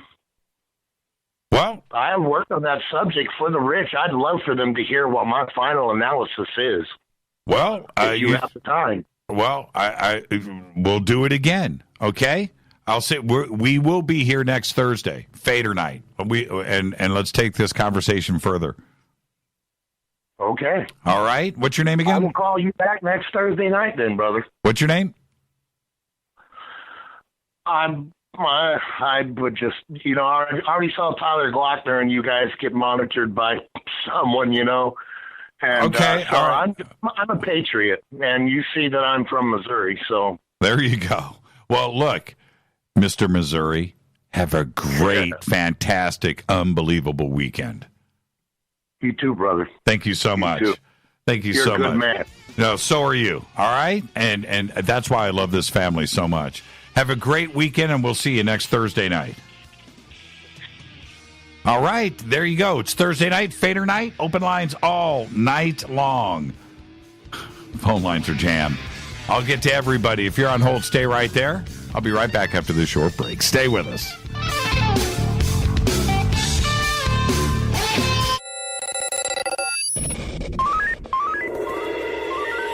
Way out here, we listen to Jimmy Church. You're listening to Fade to Black. Always on the edge of the hottest alternative talk. Jimmy Church with Fade to Black. KGRARadio.com. ¿Qué tal, mis amigos? Yo soy Mario Carson, el tiburón, y los invito para que escuchen a mi buen amigo Jimmy Church Radio. ¡Claro que sí!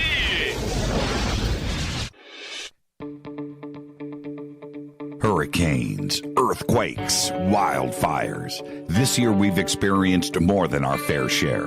This is Jimmy Church of Fade to Black, and last month I decided to make sure my family does not have to worry about food should we get caught in a real emergency situation. Introducing Numana, a healthy, storable product that tastes so good that you'll want to eat it every day instead of just during those times of duress. All Numana products have a 25-year shelf life, are MSG and GMO-free, no preservatives, and are made in America. With the Numana pack in your home, you'll be able to sleep at night knowing that you've protected your family. Not only have I tasted and tested, I own it. Now you can too. Just click on the Numana banner on JimmyChurchRadio.com and use the promo code Jimmy when you order. In addition to a discount, we'll send you an autographed Fade to Black t-shirt. Seriously, go Beckley Tappy. Do you want to be an official Fadernight? Of course you do. This is Jimmy Church of Fade to Black. Just go to our membership section at JimmyChurchRadio.com.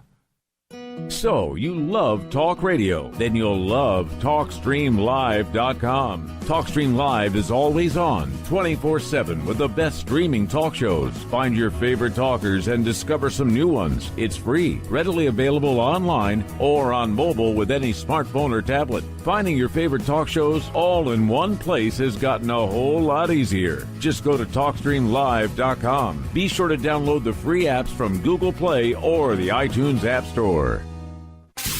You listen to us, and we listen to you. And so does the CIA. KGRARadio.com. If you have hard water, the lime scale not only leaves white spots, it clogs pipes and breaks down appliances, costing you hundreds of dollars in energy and wear. Eliminate lime scale and other water issues like brown staining and bad odors with HydroCare water products, available from Wave Home Solutions. Wave's affordable water systems don't use salts or chemicals. You'll love the way your water tastes, smells, and looks. Satisfaction guaranteed. For more information, go to bestwater123.com. That's bestwater123.com. Are you intrigued by paranormal talk radio? You'll love the new paranormal radio app from TalkStream Live. You'll find a great selection of talk shows covering UFOs, ghosts, strange phenomena, and much more. Download the paranormal radio app now and start listening to the very best in paranormal talk entertainment, including the network you're listening to right now, the paranormal radio app, free in Google Play and the iOS App Store. You are listening to Fade to Black with Jimmy Church on the Game Changer Network. Oi, oi, I'm Reese Evans. You're listening to Jimmy Church. This is Revolution. The revolution will not be televised. The revolution is on radio. Ciao.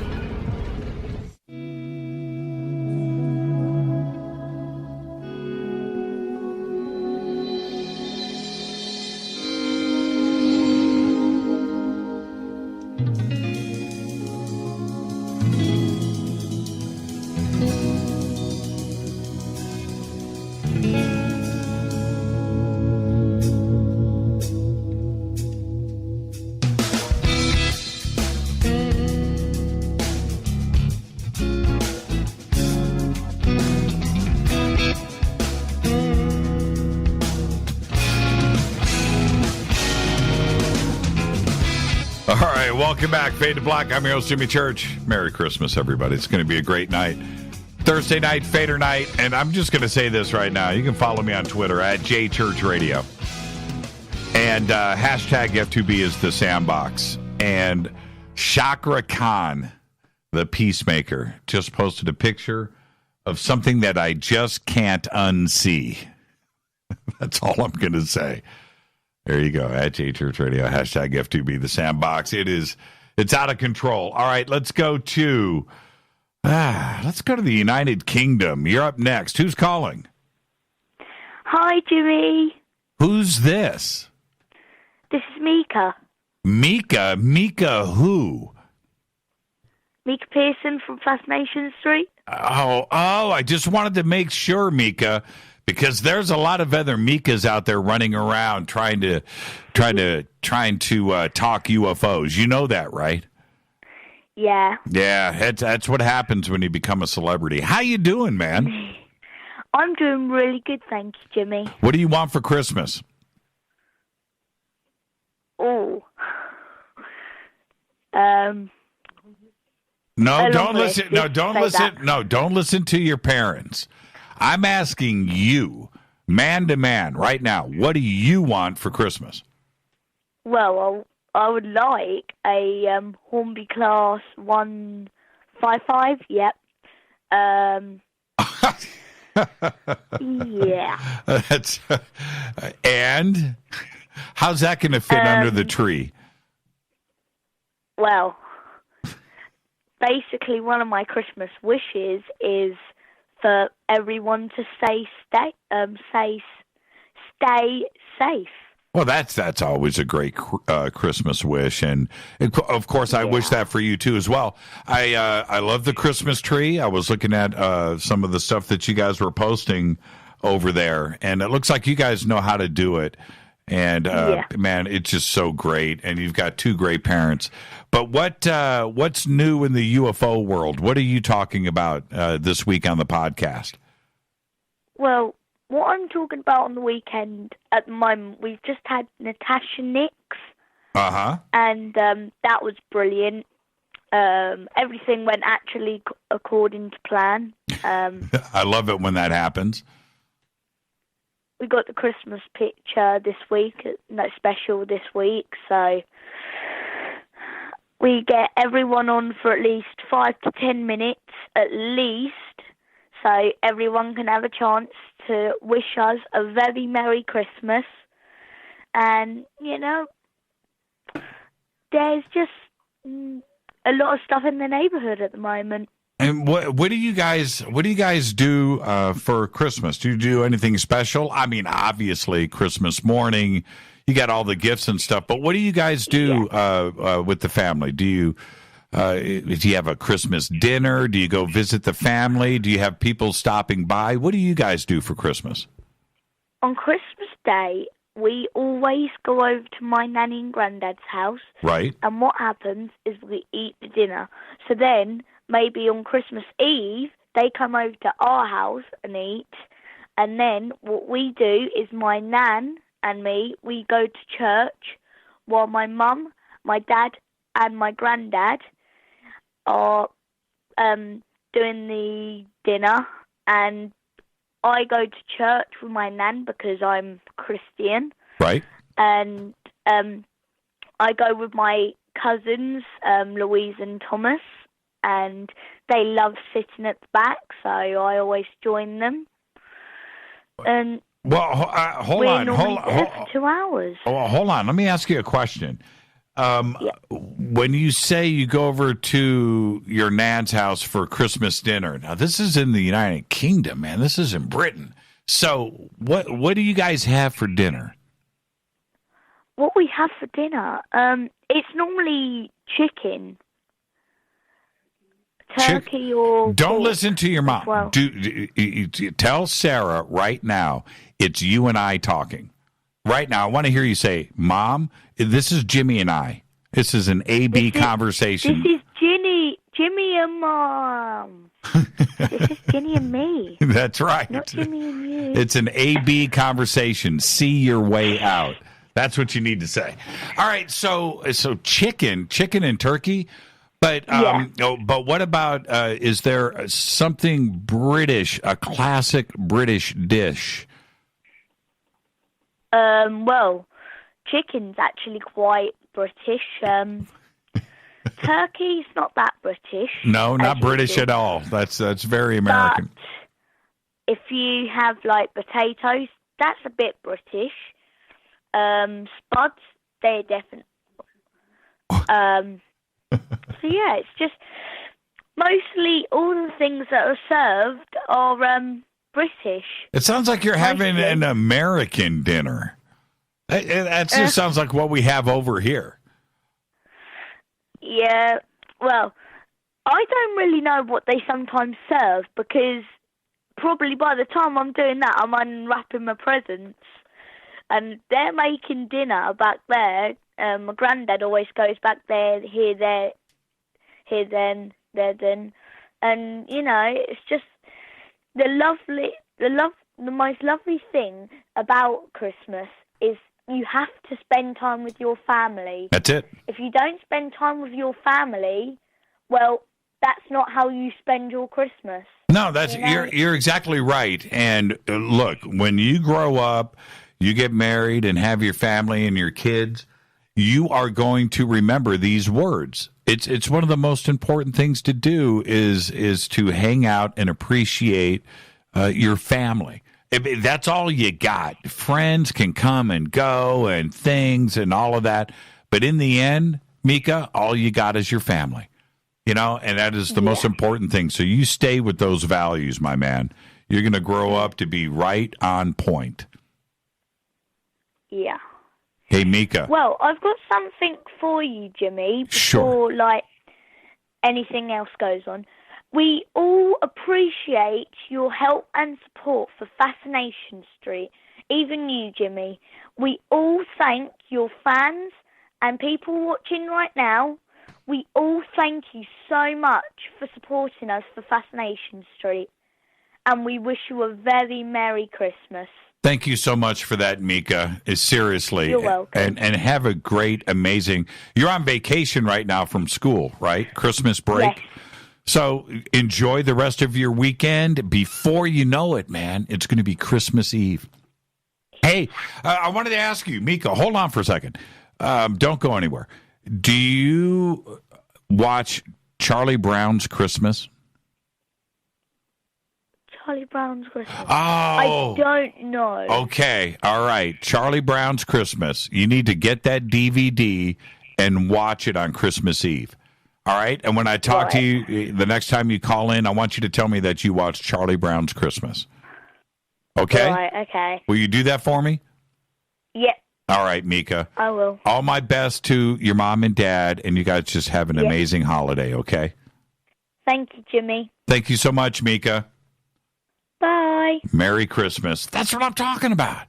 Mika, all the way over from the UK. Fascination Street is the podcast, and of course, the links are all up there in Twitter. Let's go to, let's see, Texas, you're up next. Jimmy? Yes? First of all, I'd like to let everyone know that my family is accustomed to me drifting sometimes on special days of the year. You drifting right now? Well, no. Well, yes, I am, Jimmy. I've got the rocket on the launching pad, and I'm pointed it toward the sunset. And my family has seen this before, and usually they have got me on this kind of schedule. I'll be brief because I'm not going to ramble, but I'm going to get to a couple points here. I can't wait to see. But they're so used to this happening, me running off on these special holidays that humans have, is that the deal is I have to have a Christmas once a month. Really, this is no joke. I got to buy gifts once a month because there's a high likelihood I might not, something might come up on Christmas and I drift. But anyway, with that said, Jimmy, I have had a reality check, and I am somewhat sane, and I've told people that I'm hopping in the car and I'm driving to California tomorrow. I'm really not sure why, and I'm going to end up on Sunset Boulevard down there in Hollywood. Mm-hmm. And they just go, "You're going to do what?" And I am, Jimmy. I am so enthralled. I've been listening to you basically, I guess, since day one. I heard you over on the coast and chased you down, and I've told you about what I do. I sit here and study everybody, and I have hope, and it came to me from the UK, and I got it from listening to someone who called in. It was Mika. Mm-hmm. And if we can influence that generation as those before who became aware of how to cause the humans to move this way with a little bit more sugar on the thing, mm-hmm.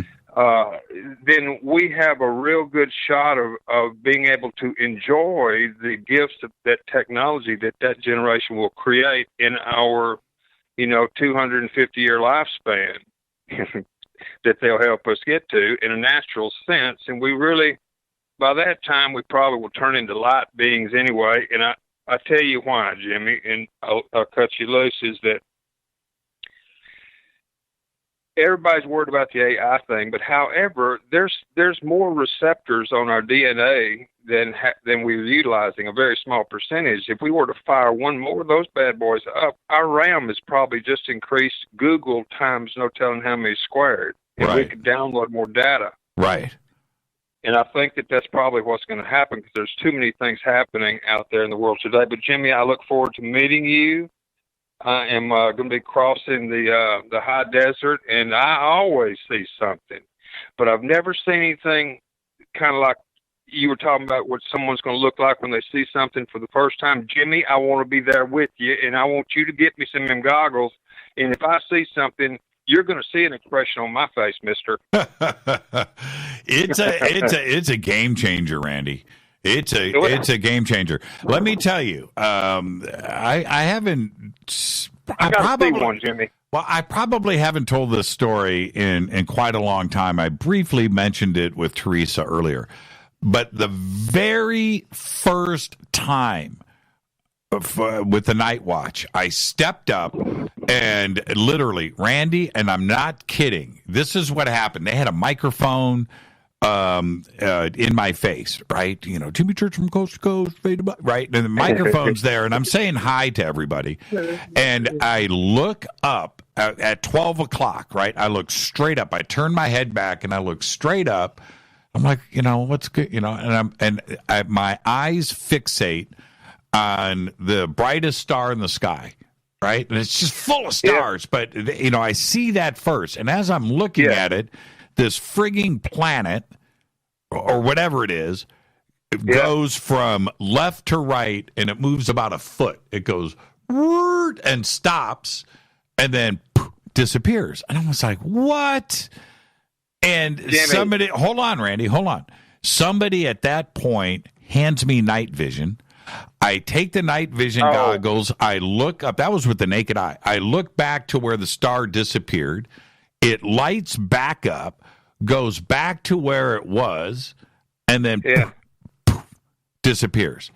I drop the night vision. I bend over. I put my hands on my knees, and I'm like, what the?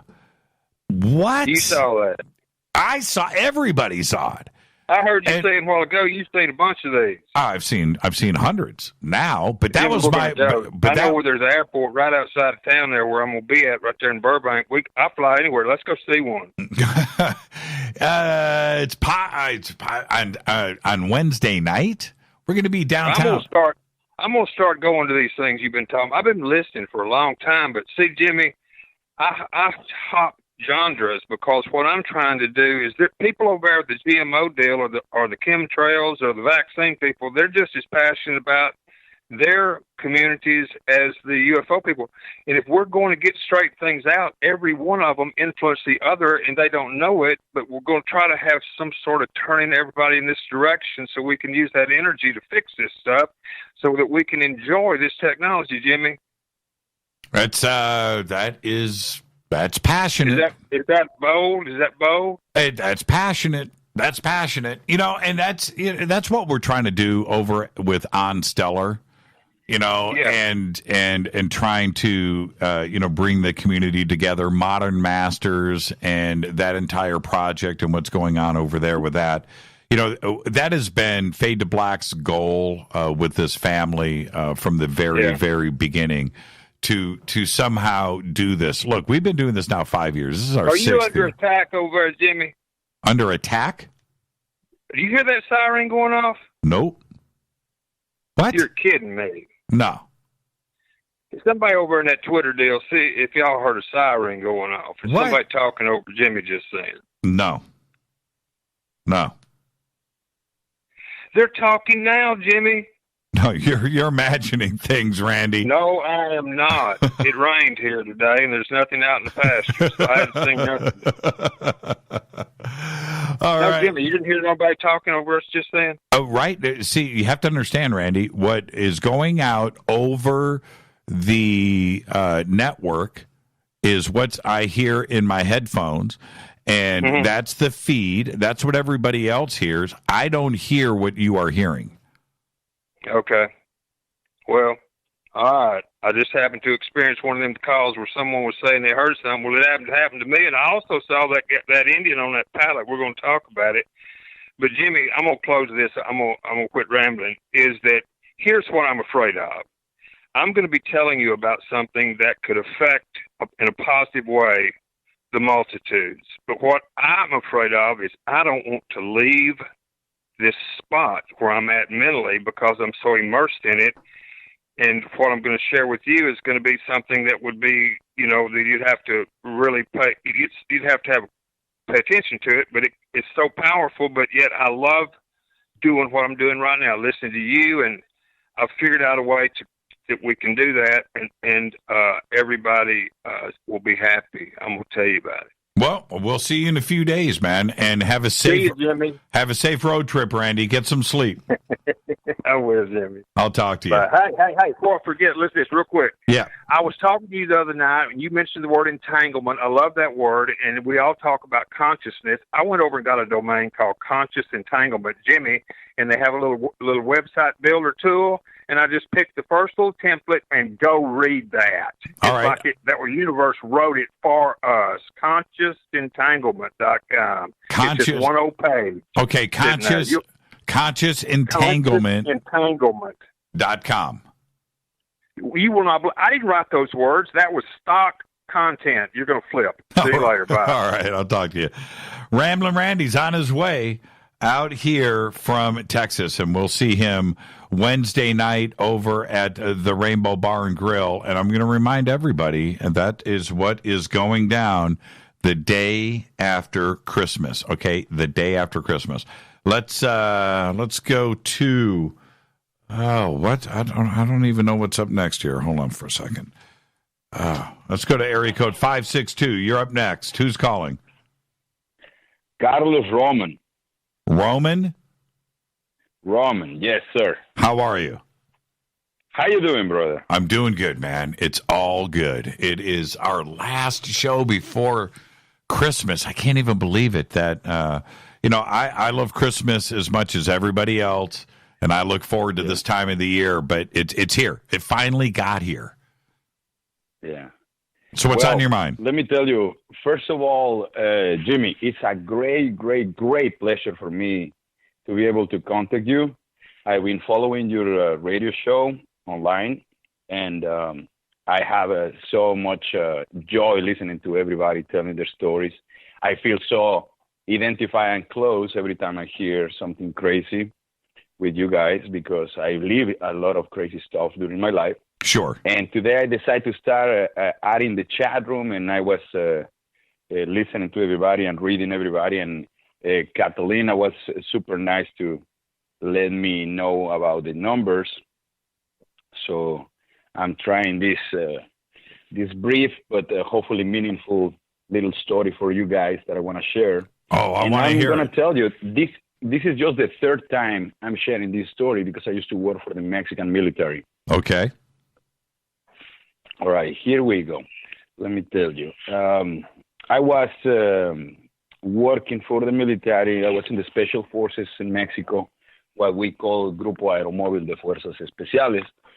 And our job in those days was just to identify where the cartel members will have, poppy fields or marijuana fields and try to find them in the Sierra and destroy them, right? That was our job. Right.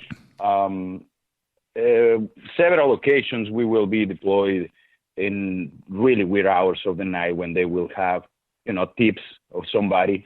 And funny story here will be for you to know that the tips are made by other cartel members that want to have the opponent out of the game. So, the production of whatever they are selling, they try to raise the price.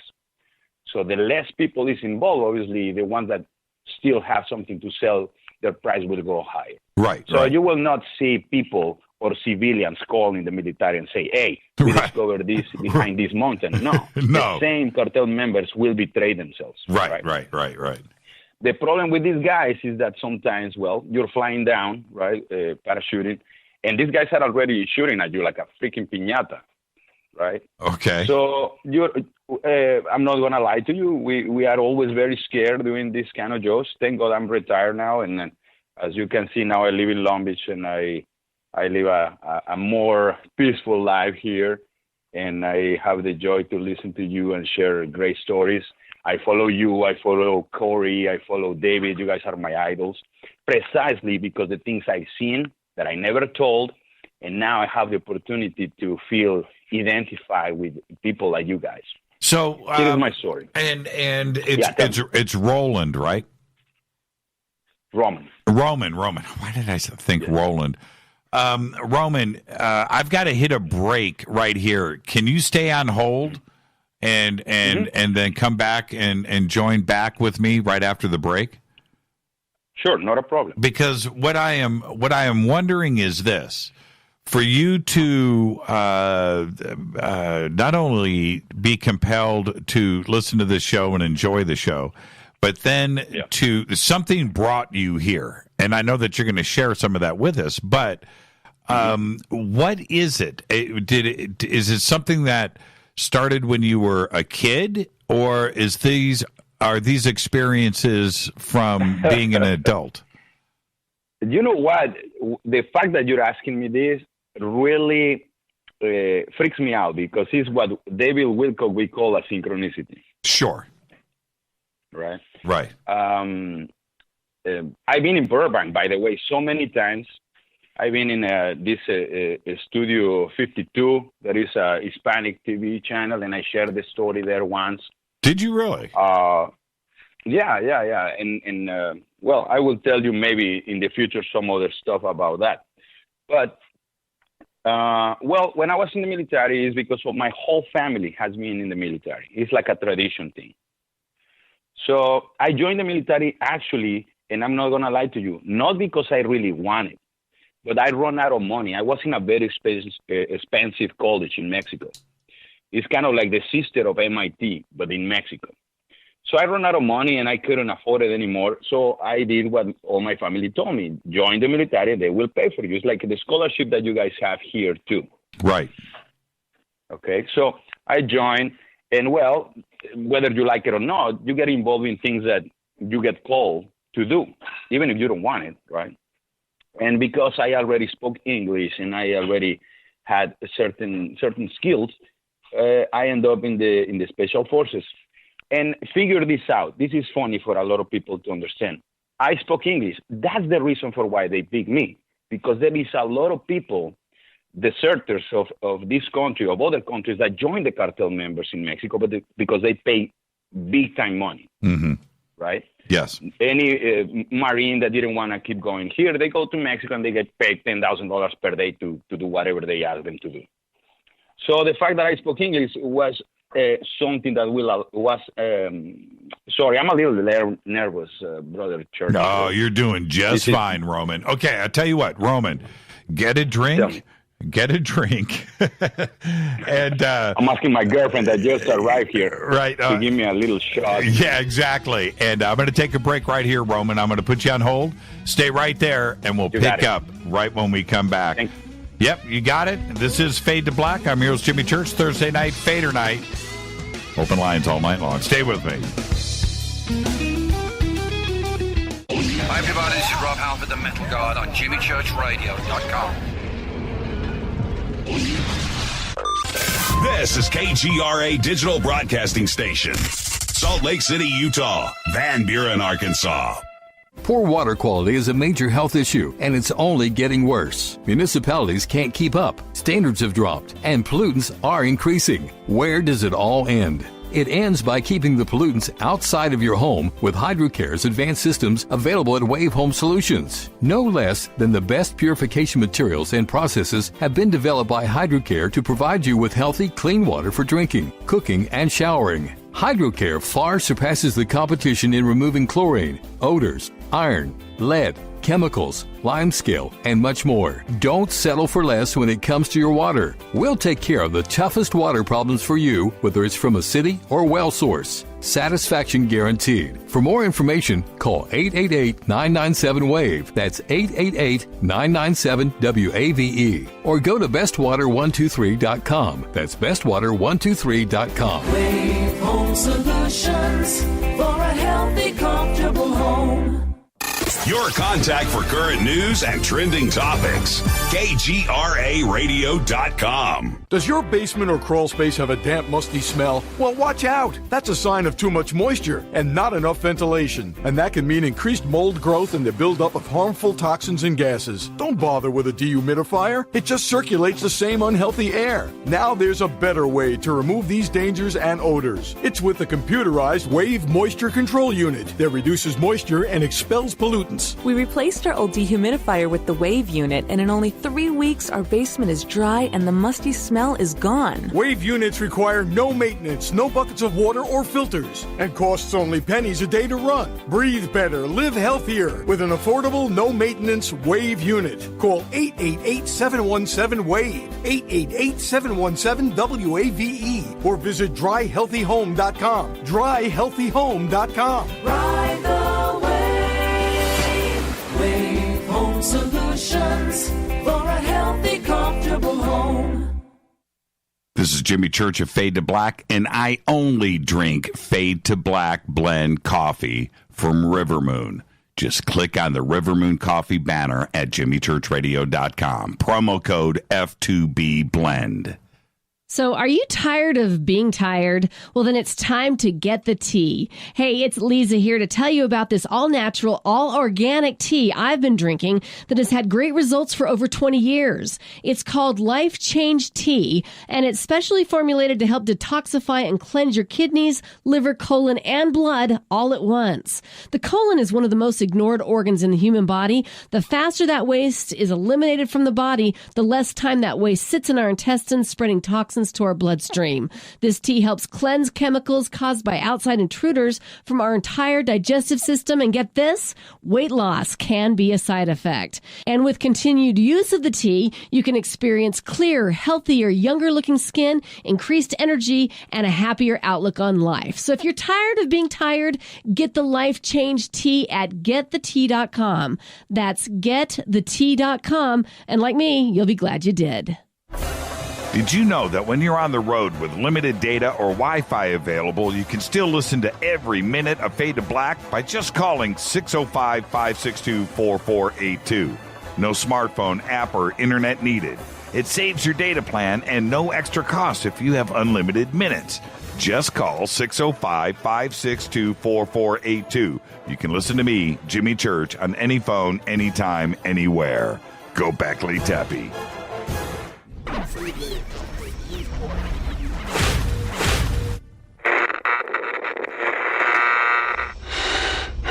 You want to know a secret? I love ponies. I really love ponies. I'm serious. I couldn't stay sane without ponies to brush. Why Fade to Black? Because you never got that pony, damn it. This is Fade to Black with Jimmy Church on the Game Changer Radio Network and KGRA, the Global Radio Alliance.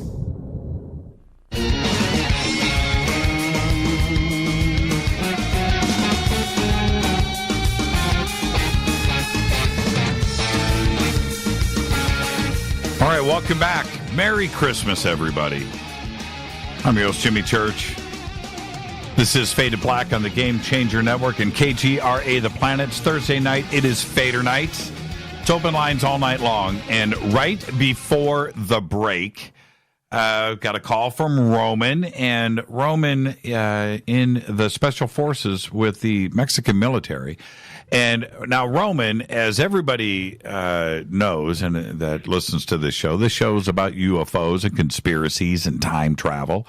And for you to take the time to call into this show and with your background, you know you've got everybody on the edge of their seat right now. You realize this. Oh, wow.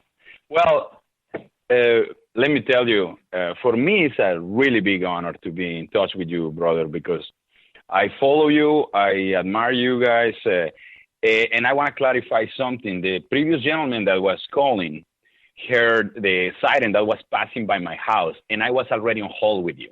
Oh, is that so, what that? Like, yeah. I didn't hear that. Oh, is that what was going on? Yeah. So I could hear him saying, "Hey, did you hear that siren?" And I hear the siren passing by my house. So I'm sure maybe it was that little confusion. Oh man, that's what it was. I didn't know. I because I didn't hear it.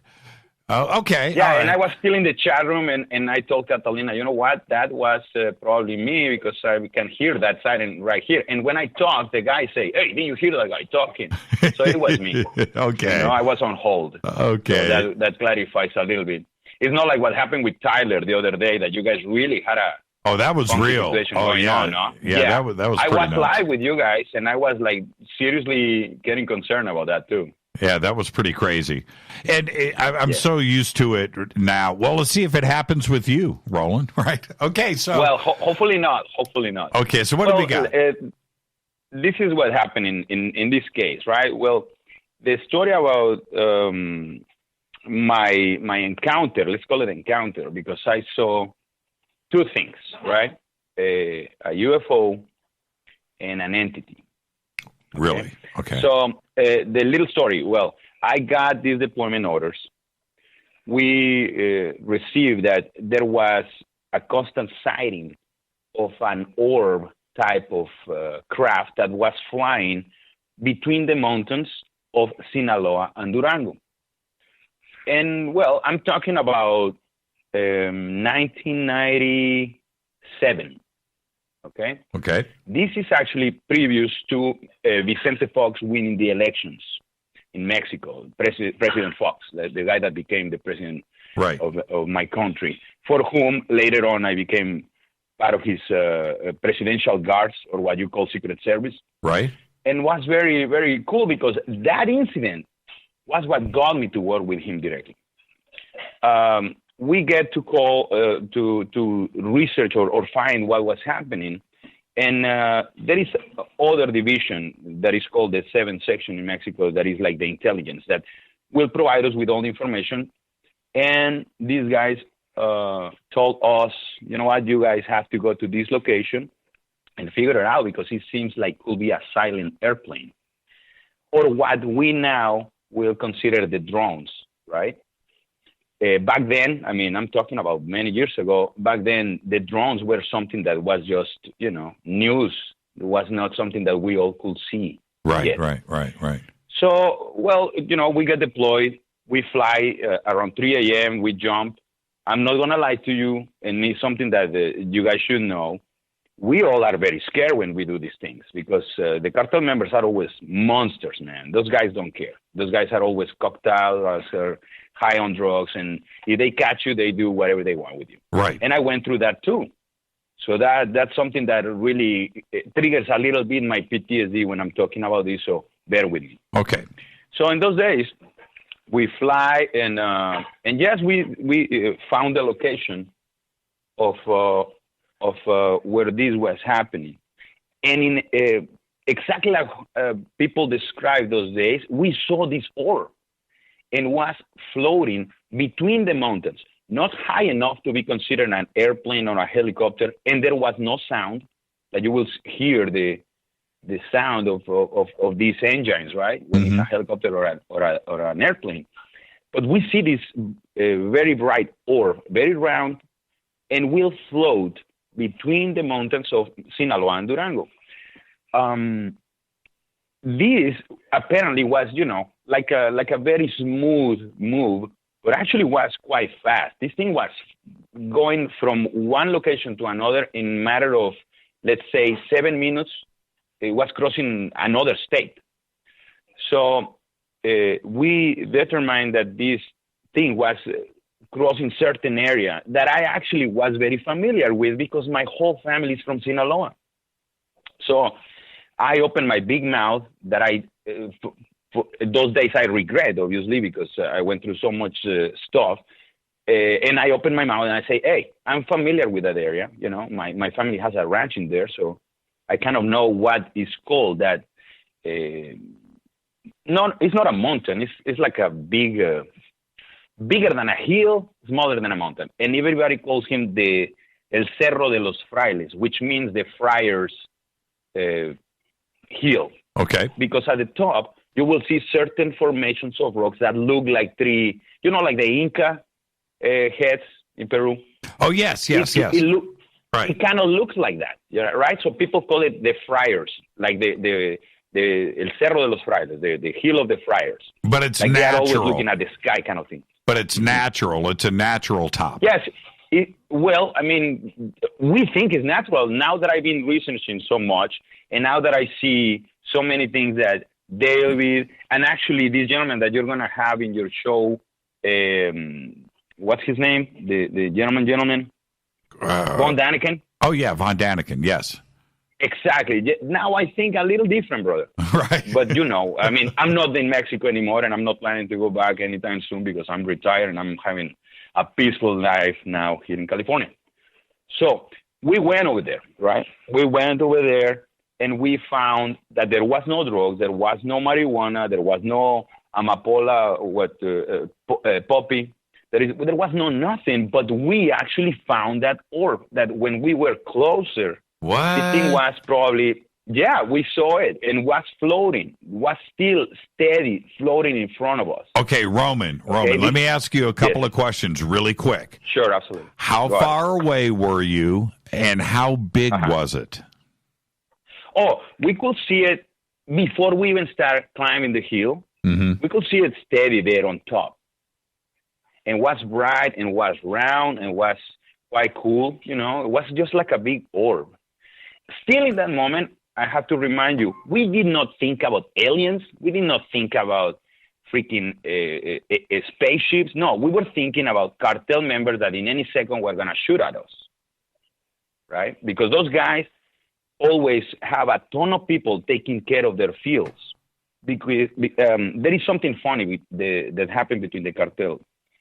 People that work in that kind of environment betray themselves a lot. Of course they do. There's too much money. There is a freaking lot of money in that business. So they have a ton of people that they hire actually from here. You will see Marines working in the mountains, taking care of the fields, so nobody will come and, you know, cut the herb and try to steal it from them. Sure. So we were very careful. In this case, we were just 7 of us. The only job that we supposed to do is just do the recon and then call everybody so they can come with machinery and making noises. So these guys will fly away, you know, and let us destroy everything, take video, show it to the president, show that we did the job. So you guys have your gear, machine guns, vests, ammunition. We have exactly. We have night goggle visions. Right. We have similar to what you guys will call here the G3. We will have one thing that is called Cihuacoatl. It's a rifle, X5 Cihuacoatl. It's a Mexican invention. It's a Mexican rifle that actually has a lot to do with my story. Okay. Because when it's a polymer type of rifle. It's really cool. It's like an R-15 or a AK-47 type of long-range weapon. Mm-hmm. So we went close to this hill, and we see it right from the bottom of the hill. We couldn't see it. I mean, it was still there, was not flying, and we thought, you know what, these guys are loading.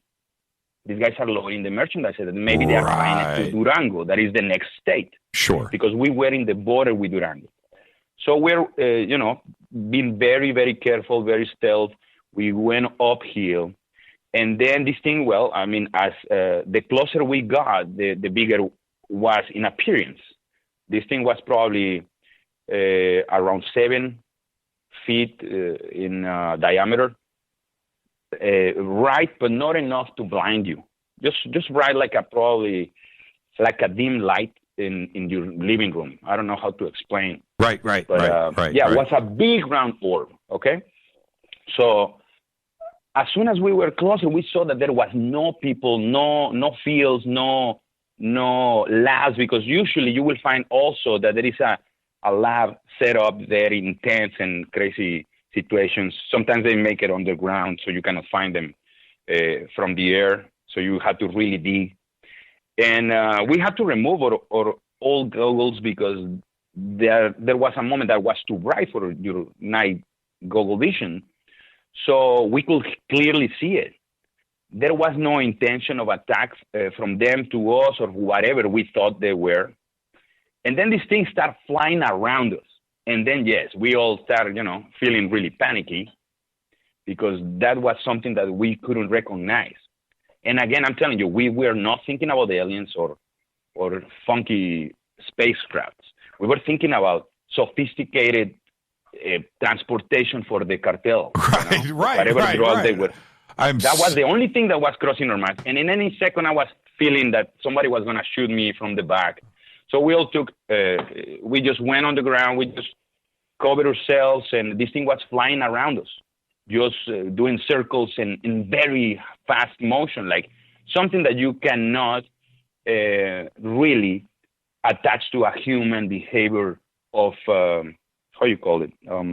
Nothing that could be piloted by a human. I will think if somebody's inside that thing, that person will be dead for the G-force that this thing is flying with so much speed and strength. So this thing took off. All of a sudden, just took off. Just flew, not exactly in a vertical, but kind of like in a diagonal, and got lost in the horizon, right? Right. We all look at each other. We didn't know what to make out of this. We went downhill. We called the helicopter. They picked us up. We went back to the base that in this case was in Guadalajara, that was a few hours away from where we got deployed to investigate this thing. We had to then, it was kind of embarrassing because we have to fill the report and brief our superiors of what we saw. Right. And did you, in the report, that was my next question, Roman, did you say exactly what you saw and exactly what happened? Yes, definitely you have to. Okay. Because as horrible as this may sound to you, and I there is no news, but there is always niche people. There is always something corrupt going on. And you don't want to have somebody saying, no, that's not what happened. And then you be the one mark as the one that is saying things that are not, and maybe you are already accepting some money to let some cartel members go away. You understand? Yeah, sure. And so you're commanding. There's always something like that involved. And your commanding officers there that you're making the reports to, you're not worried about them going, okay, you guys are crazy, right? Well, actually, let me tell you, the first people that were above us was certain colonel. You will transfer the ranking as a colonel here. Right. He said, you know what, you guys maybe drank too much, because I'm not gonna lie to you. Before every mission, we will drink some tequila to get brave. Sure. I'm down with that. You will seriously pee your pants when you have to deal with these kind of people. Yeah. Going out. And I'm not gonna. I mean, and I want to remind you, I already had to join just because I couldn't pay my university. It's not that I wanted to join the military and make my family proud of all these years that my family has been. No, you weren't. I wanted to get out of there. You weren't a soldier of fortune. You were there to pay the bills. Exactly. Right. Okay. Exactly. Yeah, I just wanted my scholarship. Let's put it that way. So what happens next, Roman? Well, I filled my report. Everything went fine. And then bigger people from the military, and then I have to tell you, some people from this country came to Mexico, and we have to brief them too, right? And it's when I noticed this is a little more serious than I expected. So I briefed them. Why? Because again, I was the only one that from the big group spoke kind of English. My English is still really bad, and as you can see, my accent is never gone, but back then was worse. So I have to brief these people, describe everything that I saw. They asked me to go with them, and we went, and I showed them where we saw this thing. I described everything. I did whatever they asked me to do, and we went back to the base. Days later, I get called, and I got transferred to Mexico City when Vicente was still barely running for president. And they told me, you know what, you're going to have to be part of this team now, and we're going to ask you to stay with them. And if anything, we will ask you to come back and participate with us in another mission or whatever. I was very happy because back then I didn't have to, wear any more funky gear and cut my hair, buzz cut. No, I was able to wear a suit and just follow this guy wherever he needed to be. Right. And they actually changed completely the job that I had to do. I had to coordinate his campaign for my state in Sinaloa, just to be close to that location. Wow. They never told me why. They always told me, you know what, just in case we need you for more questions, just stay around. Right. Be on standby. Right. Yes. Well, that situation, as I told you, this, the fact that I bumped into this all changed the story of my situation in the military. I was now able to just sit down in the next table of this guy being all the time interviewed and just watch out for him. Mm-hmm. Not only me, other people too. But then later on, I had this incident where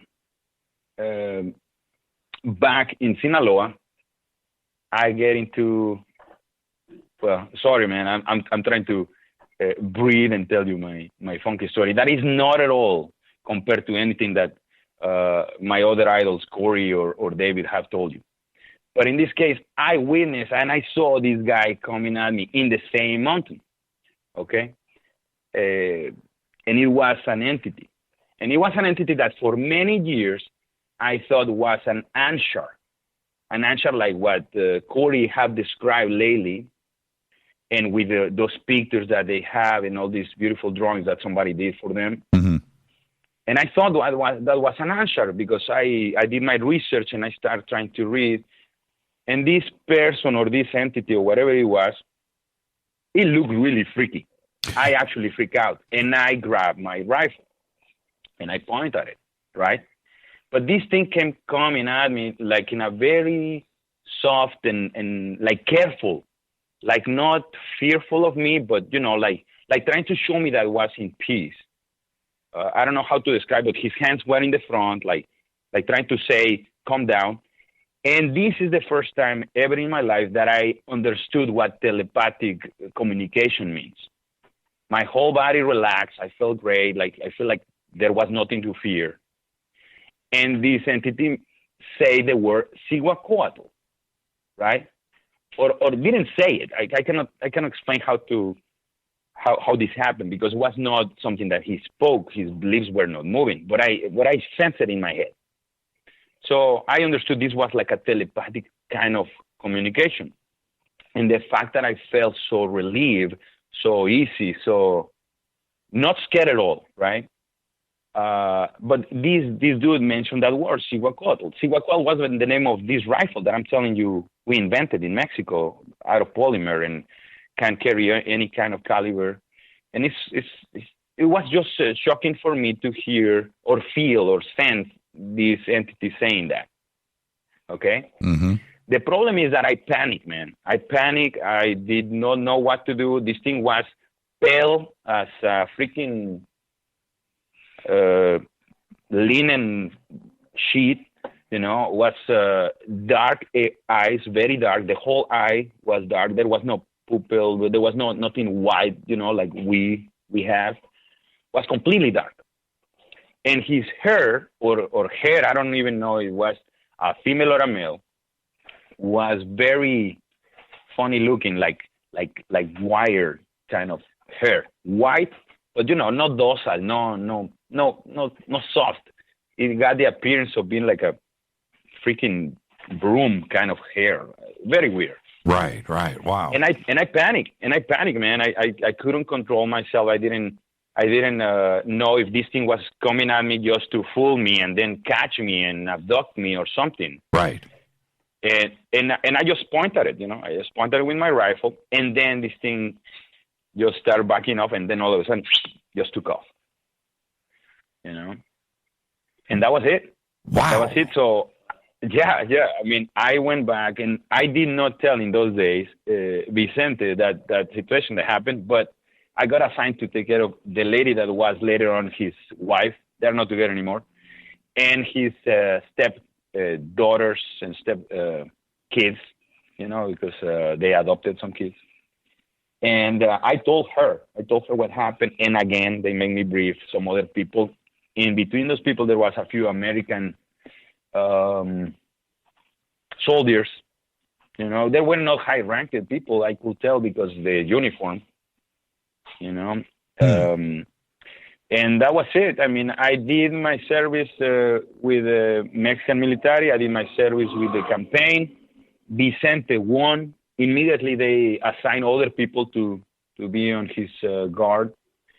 And I graduated and everything, and I had the chance to just fly to New York and start a financial life. That was my thing. I graduated in international finances, and I worked there for many years. After that, I had a chance to stop doing that, and I came to California, and I retired. Roman, I'm just, let me ask you this, Roman. Sure. Why don't you come up to our Fade to Black holiday party on Wednesday, the 26th? Wednesday, the 26th. Yeah, just come on up. Do me a favor. I've got to head to a commercial break. Send I'm asking my girlfriend here, sir. Well, listen, send Rita an email, okay? Can you do that? Right? Rita? Rita. Yeah, sure. Send Rita an email. Everybody, in the chat rooms or whatever, do that, and then we'll send you an invitation and directions. Okay? Sure. And then actually, you know what? It's really cool and funny. This situation is so funny. I'm telling you, this is a lot of synchronicities. I've been in the Rainbow Room so many times, and actually, I participated in this freaking stupid video for Rat. You know Rat, of right? course, running around. Yeah. Okay, I was when they were getting together again, because I'm a big fan of them, right? And some people contact me precisely from the Burbank studios. Right. They call me and they say, hey, they need a guy to pretend to be the bouncer for the new video because they're coming back out with an album. So I went over there and I met this gentleman, the Carlos. By the way, his name is Carlos, the guitar player from Rat. And we start chit-chatting. It's like, yeah, dude, we need you to be the bouncer and, pretend that you bounce the chicks for us. And I did that video with them. What song? I was in the Rainbow Room. Yeah. What song? I don't even know. What's a new song that they came out with? Okay. They were getting together again. I will look for it. And I will tell you. They got together and they did a little video where another gentleman and me supposed to be pushing the fans, Yeah, right on. They were trying to get them. Well, so where the really cool. Well, where the Rainbow is. So the day after Christmas, the 26th, come on up, 7 p.m., and all the Fadernauts are going to be there. I would tell you some other people, but you just need to show up. Okay, Roman? I gladly will do it. And let me tell you, another synchronicity. You were talking about how cool the Armenian people is. Very. And I have my girlfriend here that I've been together with her for 2 years. And it's the only person, finally, that I start opening about this. And she's Armenian. You cannot tell this to a lot of people. People will think that you're nuts, Roman, your girlfriend is Armenian. Yes. Oh, Brent, I can't wait to meet the both of you. Okay, Rita and I. Absolutely. We'll sit down and we'll have a shot of tequila together. But we'll see you on Wednesday night. Absolutely, man. Yeah. Gladly, and I will be my biggest honor to share with you guys. Thank you so much, Roman. Have a great, safe weekend. Great, safe Christmas, and we'll see you on Wednesday night up in Hollywood at the Rainbow. Gladly. Thank you so much, and big hugs for everybody. Stay safe. And this has been a great pleasure for me to share it with you guys, this funky tale of mine. I can't wait to meet you. Have a great weekend, Roman. All right, you got it. Same for you, compadre. Merry Christmas. Bye-bye. Merry Christmas. Merry Christmas, brother. That's what I'm talking about right there. Thank you so much, Roman. Wow, that was a great phone call. I can't wait. Roman and his girlfriend going to come up, and all of you need to make your way to Hollywood Wednesday night. This is Thursday Night Fadernight. I'm your host, Jimmy Church. Merry Christmas, everybody. If you're on hold, stay right there. More of your phone calls are next. Stay with me.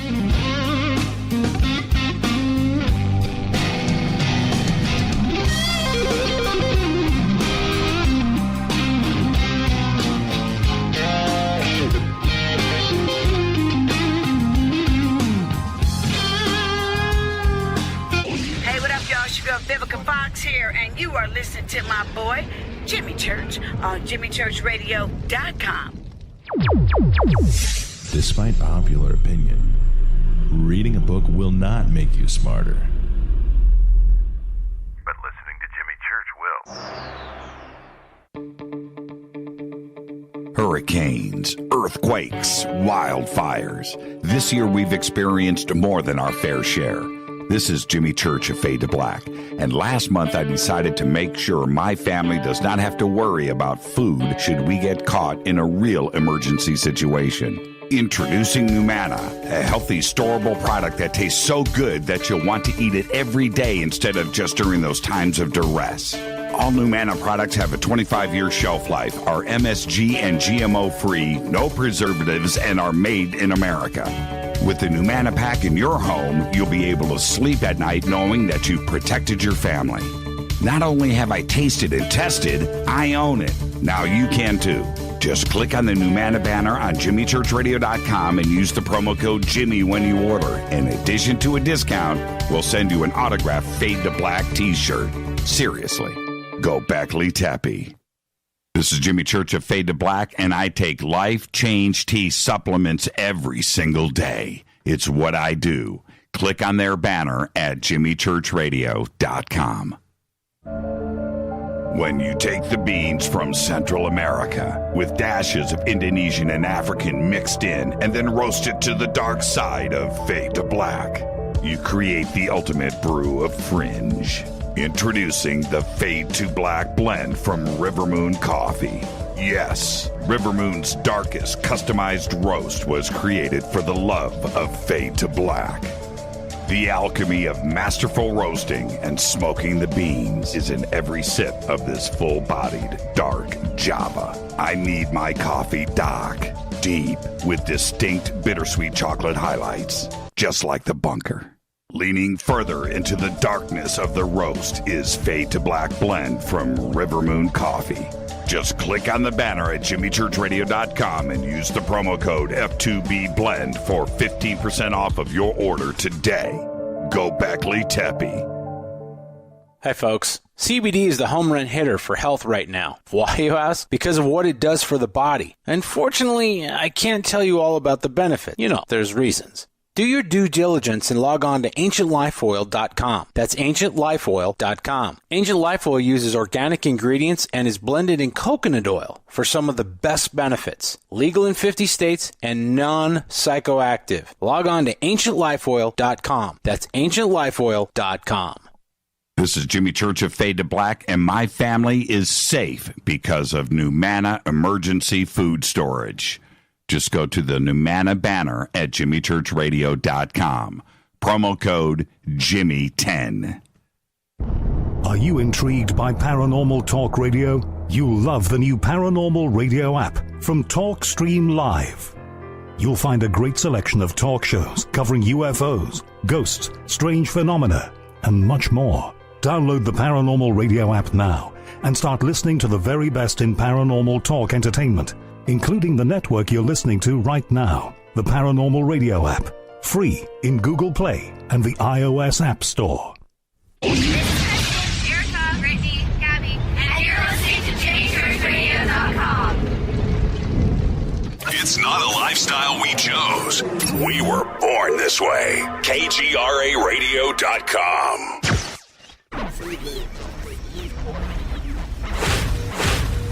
This is KJCR at JimmyChurchRadio.com.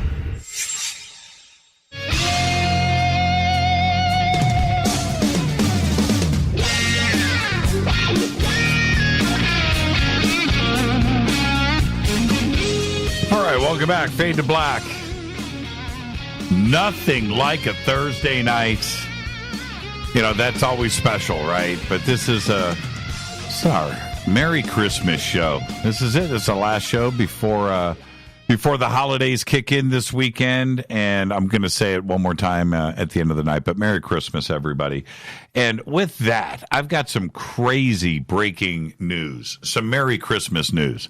Are you ready for this? Oreos are coming out with 2 new flavors. Are you ready? Dark chocolate That's right. Dark chocolate Oreos. I thought they were already dark chocolate. All right. Typically vanilla cream filling, but this is going to be a dense dark chocolate filling with with the Oreos on the outside. And if that wasn't enough, carrot cake Oreos. That's right, carrot cake Oreos. But you got to wait until 2019. But they're coming very, very soon to a store near you. Man, I love my Oreos. There is, man, people talk about it all the time, Dunkin' Oreos. But that is about as perfect. I don't want to hear the GMOs. I don't want to hear from anybody out there. Oreos. At least, you got to do organic vitamin D milk. Full force milk and Dunk. There's nothing like it. All right, let's go back to the phones. And I have no idea where this call is coming in from. I don't even know this country code. Hi, you're live on Fade to Black. 191. Who's calling? You're live. Hello? Yes. Go Beckley Teppy. Hey, Gene. What, man, you got some kind of top secret NSA phone number here. That's right. I stay concealed and indefinite. That's what I'm talking about. Gene Vito, everybody. Merry Christmas, Gene. Yeah, go Beckley Teppy. Merry Christmas. Go Beckley Teppy and Merry Christmas to you. I'd like to give a shout out to all the Fadernights, and especially my brothers and sisters in the Spreaker chat and Chatbox, which I'm an original OG member. Yes, you are. You're about as OG as OG gets. You are the definition of OG. I'm the very intimate picture of OG. That's right, brother. All right, Gene.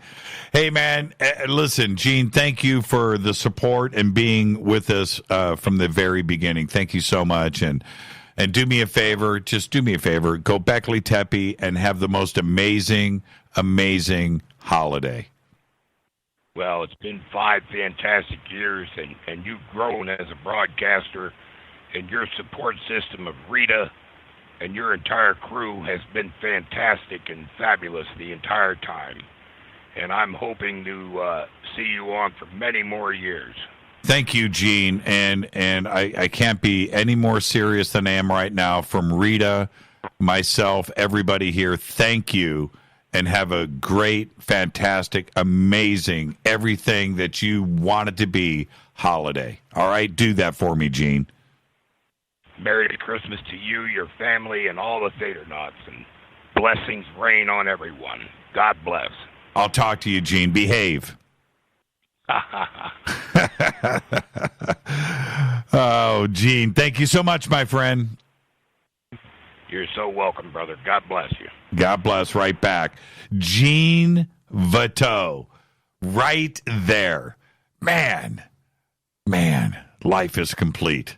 Now we can actually start this weekend. Let's go to Virginia. You're up next on Fade to Black. Who's calling?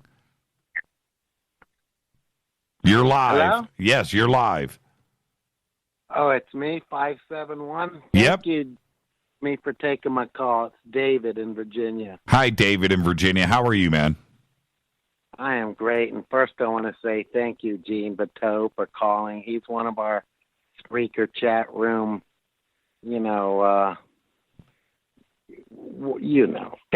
people in the Spreaker chat. But when I wanted to call you about tonight and let you know about my hybrid story. Hybrids? Who are the hybrids? That's what I want to talk about. Go ahead, David. It's all yours. Thank you, sir.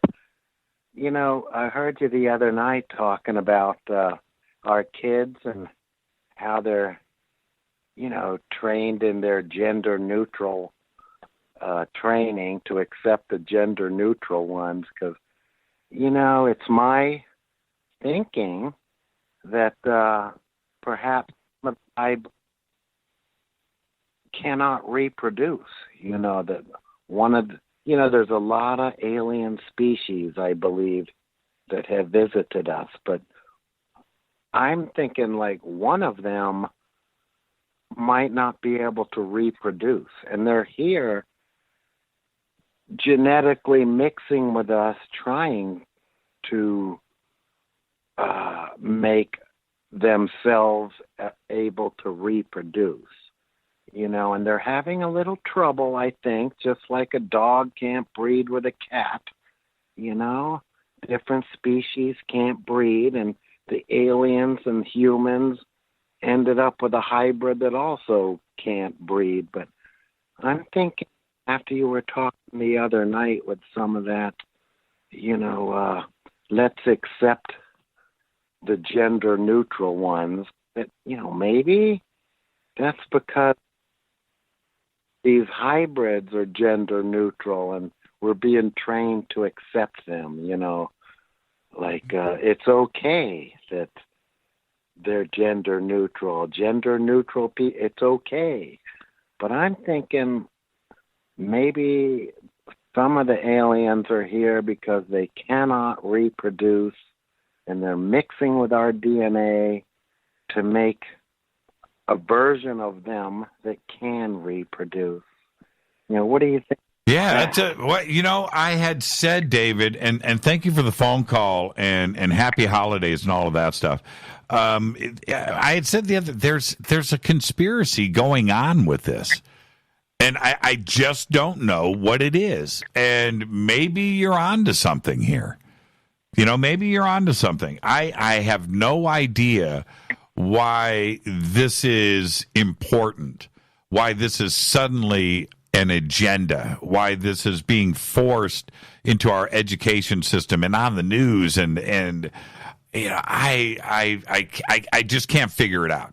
I can't. I don't know why it's so important, and maybe that's it. You might be onto something, David, and I'll look into this. I have no issues with looking into this a bit further, and everybody else out there, I would like to hear their thoughts on this too. Hey, David, do me a favor. Yeah. Have a great, safe, amazing holiday weekend. Will you do that for me? I will do that. Thank you so much, you and Rita, for your show. I listen every night, and I love it. But thank you. But let's all think about, why are the aliens here? And there's a lot of different reasons, but one theory is they're here to take our DNA because they can't reproduce. Yeah, that's yeah, there's something to that. There is, David. There absolutely is. And the other part of it, and thank you for the phone call, David, and have a great weekend. The other part of this is that, and I was talking about this last night with Richard Dolan, there are literally, without a doubt, millions, if not billions, of civilizations in our Milky Way. Okay? That's it. There is no other conclusion to come to. There are that many. So how many are visiting here, and how many different agendas are there, or the reasons why they are here? There is as different and as varied as your imagination or any theory out there that you want to place on the table. And that's the way that I look at it. And I don't think there is any other way to look at it. Let's go back to the phones. Area code 503. You're up next on Faded Black. Who's calling? Hello, Jimmy. This is Frankie Four Fingers. Hey, Frankie Four Fingers. How are you, my man? Doing all right. Just well, go ahead. Yeah. What kind of beer was that? Well, I don't want to say because people will probably get grossed out. Why? It was like burnt barley. What kind of beer was it? No, it's the simple stuff that makes you go to the bathroom a lot. It was Coors Light. No, it wasn't. I'm looking here. It's called Warsteiner. Oh, that's not mine. Oh, that's somebody else. I wish I had that. Oh, I didn't. Oh, you held up Coors Light. What kind of? I turned the label because people frown on it. What kind of self-respecting OG Fadernight drinks a Coors Light and posts a picture of it? Well, that's the quickest one I could find. I generally drink Foster's. Oh, yeah, Foster's is good. I like Foster's. And those cans are big, yeah. too, as well. So there you go. I mean, yeah, you need to haul the cans around with a hand truck. Yeah, you remember the size of it, like an oil can. Yeah, Foster's. Yep, 55-gallon drum. Yep. So Merry Christmas to you and Susie and everybody up there, man, from our family to yours. You too, and I want to wish you guys a Merry Christmas, Happy Holidays, and to the Fader family. And also, we'll see you down there on the 26th. Yeah, we'll see you down here, man. So you guys are going to road trip. You bringing the land yacht? Are you? Oh no, we're gonna go in style about 30,000 feet. Oh, okay. You're going to fly in. Okay, there you go. All right. Well, we'll see you guys Wednesday night at the Rainbow Bar and Grill. It's going to be great. It's going to be awesome, and thank you very much for the show, and everybody have a safe night, and go Beckley Teppy. Go Beckley Teppy. Thank you so much, John. We'll see you. Oh, Frankie. We'll see you. I gave it away. I gave it away. I'll talk to you. See you, Frankie. Safe trip. All right, we'll see you. Safe trip. Will do. Bye. Frankie Four Fingers. And they call it, you know why they call him Frankie Four Fingers? Because he's got 4 fingers. Let's go to area code 217. You are up next on Fade to Black. Who's calling? You're live. Okay. There you go. Oh, man. I burned through, I don't know how many phone calls tonight, and that was the first one that just happened to just hang up. Let's go to area code 505. You're up next. You're live. Hey, this is Jared in Albuquerque. Hey, Jared in Albuquerque. How are you, man? I'm doing good, Jimmy. Merry Christmas and all that stuff. Merry Christmas. What's going on out there? Hey, we've got some interesting things going on. I wanted to call in. I've called in and reported about a sighting I had before. Right. I wanted to talk about some dreams that I've had. Okay. Yeah, so about a year ago, I had a dream where I met. It was a very short dream, but in this dream, I met, they're your standard-looking Zeta, like gray, short, gray, big eyes, extraterrestrial. But in this dream, we hugged. And then not long after that, I started following the Sandia ET group, and I have a bolo tie in my living room. And I live alone, and one morning I woke up, and it was on the floor. Now, this bolo tie is in a very secure position the way it sets normally. Okay. This thing couldn't have fallen on its own, so that was kind of spooky. And then not long after that, just about a week ago, I had a dream where I was swimming with the Zeta, and in the dream, it was just a short little guy, when we were hanging out and we were talking, but as he talked to me, his voice was really soft, but it was, he didn't really say anything groundbreaking, nothing, like crazy, but it was just a pretty jovial, amiable conversation, we were just hanging out in a swimming pool. But it was a building I didn't recognize. But I remember the eyes were really amazing because the pupils were really wide, and so you could kind of get lost in its eyes. But I wanted to kind of just throw that out there and just recommend maybe getting Sue Walker and Reverend Otter back on the show. I know. Yeah, they were great. Over the Ponte has a lot more to tell you. So. Yeah. There's right, absolutely. There's a lot going on in Albuquerque. There's just no question about it. And there's no shortage of stuff here. No, there's not. And you've got one of the most advanced, forward-thinking laboratories on the planet right there with Sandia. And then you have Kirkland and all of its history. And the other things that it's just an incredible place. And I just know that there are things going on. I have no idea, the Sandia, the ET, and that whole situation, that's one thing.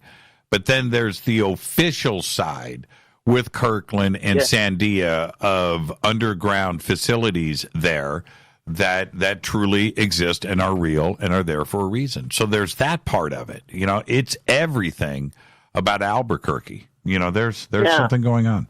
Yeah, there's definitely something going on here. You know, that's where Kirtland Air Force Base is where Emery worked at. Alton Howe lives here. That whole all the things that happened with what's his name, Doty, I think. And that whole story that was here in Albuquerque. Yeah, Paul Benowitz, absolutely. Yeah, Paul Benowitz. Yeah, there's a very rich history within ufology of this area. Do you ever see Linda at the coffee shop or anything running around town? No, I never have seen her. You know, I may have seen her before I knew who she was and not even realized it.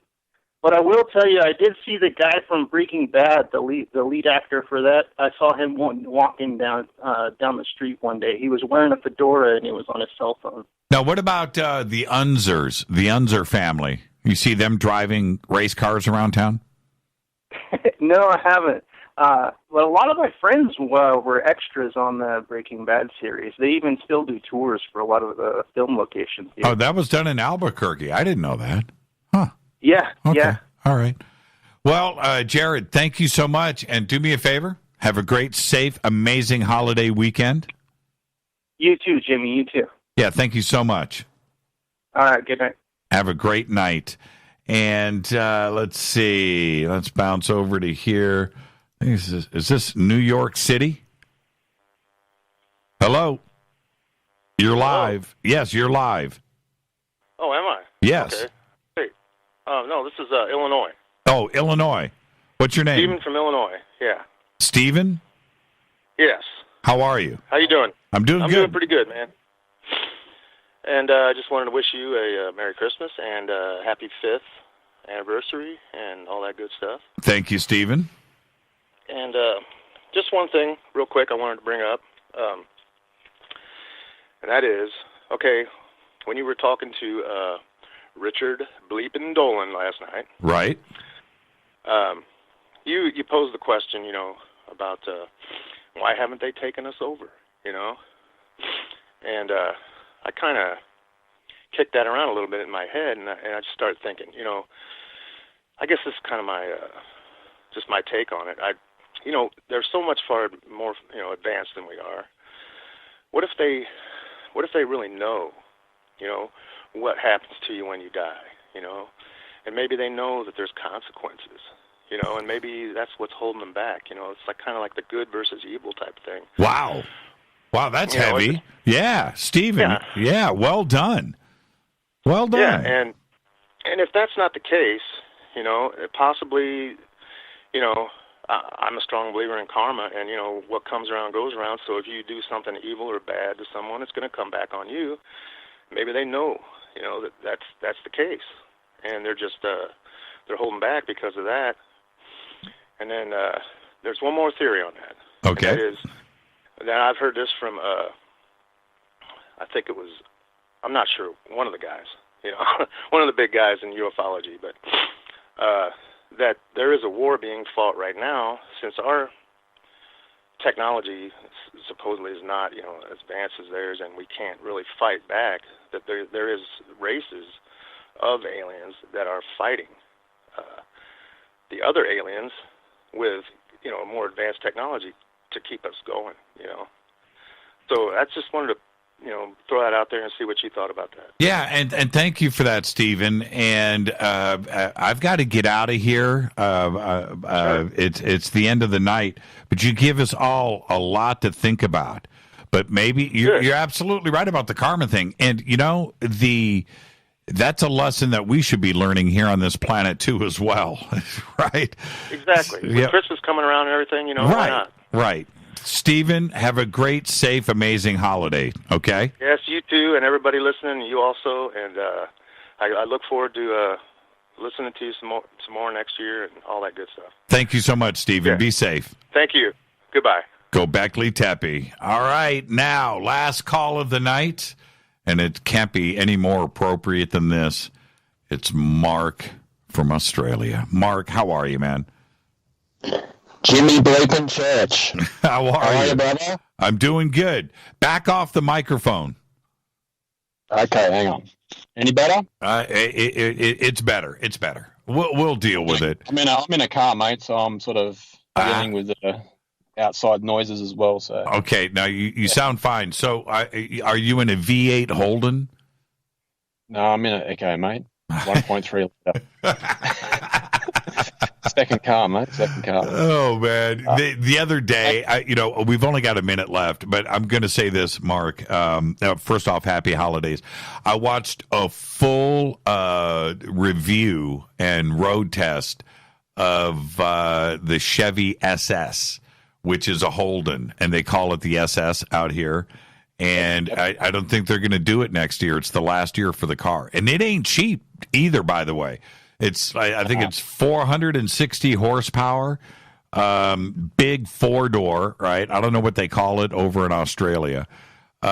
Big, cool car, but that's it. I don't think they're going to do it anymore, and it's like $60,000. It's not a cheap car, but there you go. I thought of you, and I watched the road test because of you. Okay, so I'm turning it over to you. Cool. We got like a minute and a half left. Okay, mate, I just called to say congratulations on 5 years. It's been a bit of a trip over the years. Thank you. I've had a fun time, and obviously everyone else seems to have as well.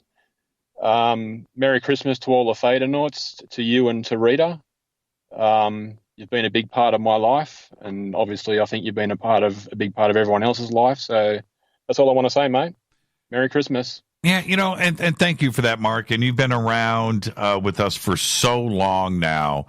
And, just thank you. Thank you for the support. Thank you for being here. Thank you for being a pain in the butt, a couple nights a week. And you do that with flair. And just thank you for that. With a capital P, mate, with a capital P. Yeah, it's so funny. I'm going to tell everybody, Mark knows, when he steps out of bounds, and then he'll send me some text. Hey, man, am I being cool? It's like, dude, man, just do your thing, man. Just do your thing. It ain't nothing. It ain't nothing. But just thank you. And I am amazed. I am truly amazed about how many of our audience is Australian and how much they appreciate the show and the amount of emails that I get from Australia, and it blows me away. I look at the numbers, I look at the map, and Australia and Canada are neck and neck. And it's just it's crazy to me the size of the audience from Australia and the support that we get from you guys. So just thank you so much, and you've been leading that. And so just thank you, and have a great, safe, amazing weekend. Very cool, mate. Very cool. All right, Fadernauts, Jimmy, Rita, have a good evening. Yeah, thank you, Mark. Hey, one of these days we'll make it over to Australia, but you got to get over here to the States too. I'm trying. Hi, mate. I'm trying. I know. Trying to live the dream as well. I know. I don't know who's going to do it first, if we're going to be over there or if you're going to be over here, but I can't wait to meet you. Okay? So, Mark, happy holidays. Sure. Have a great Christmas. That's it. Go back, Lee Tappy. Go back, Lee Tappy. There you go. Thank you, Mark. Thanks for taking my call. Right on, Mark. And driving around in Australia and takes the time to call in. Well, that's it. That wraps our Merry Christmas special, Fadernight. Just thank you to all of you. And please have a great, safe, amazing weekend. Monday is Christmas Eve. Tuesday is Christmas. And then, of course, Wednesday we'll be having our holiday party up here in Hollywood at the Rainbow Bar and Grill. And if you're going to be in Hollywood, if you're around Southern California, if you want to just come on in from out of state, just come over and hang out with us Wednesday night over in Hollywood. And I am your host, Jimmy Church. This has been an amazing year. An amazing year. Thank you. Thank you. Merry Christmas to all of you. And I mean that. From everybody here at Fade to Black to you and yours, have a very Merry Christmas. Fade to Black's executive producer is Rita Camarion. Show is produced by Hilton J. Palm, Renee, Dennis, and Bob. Announcers are Steve Harder, Gene Viteau, and Mark D. Kovar. Webmaster is Drew the Geek. Music, Doug Aldrich. Intro, Spaceboy. SpaceboyMusic.com. Fade to Black is produced by KJCR for the Game Changer Network, and syndication is KGRA, The Planet. Thank you to Teresa Yaneris. Sterling. Amazing tonight. This broadcast owned and copyrighted 2018 by Fade to Black and the Game Changer Network. It cannot be rebroadcast, downloaded, copied, or used anywhere in the known universe without written permission from Fade to Black or the Game Changer Network. I am your host, Jimmy Church, and I'll see everybody after Christmas next Thursday for Fadernight. Until then, everybody be safe. Merry Christmas. Go Beckley Teppy.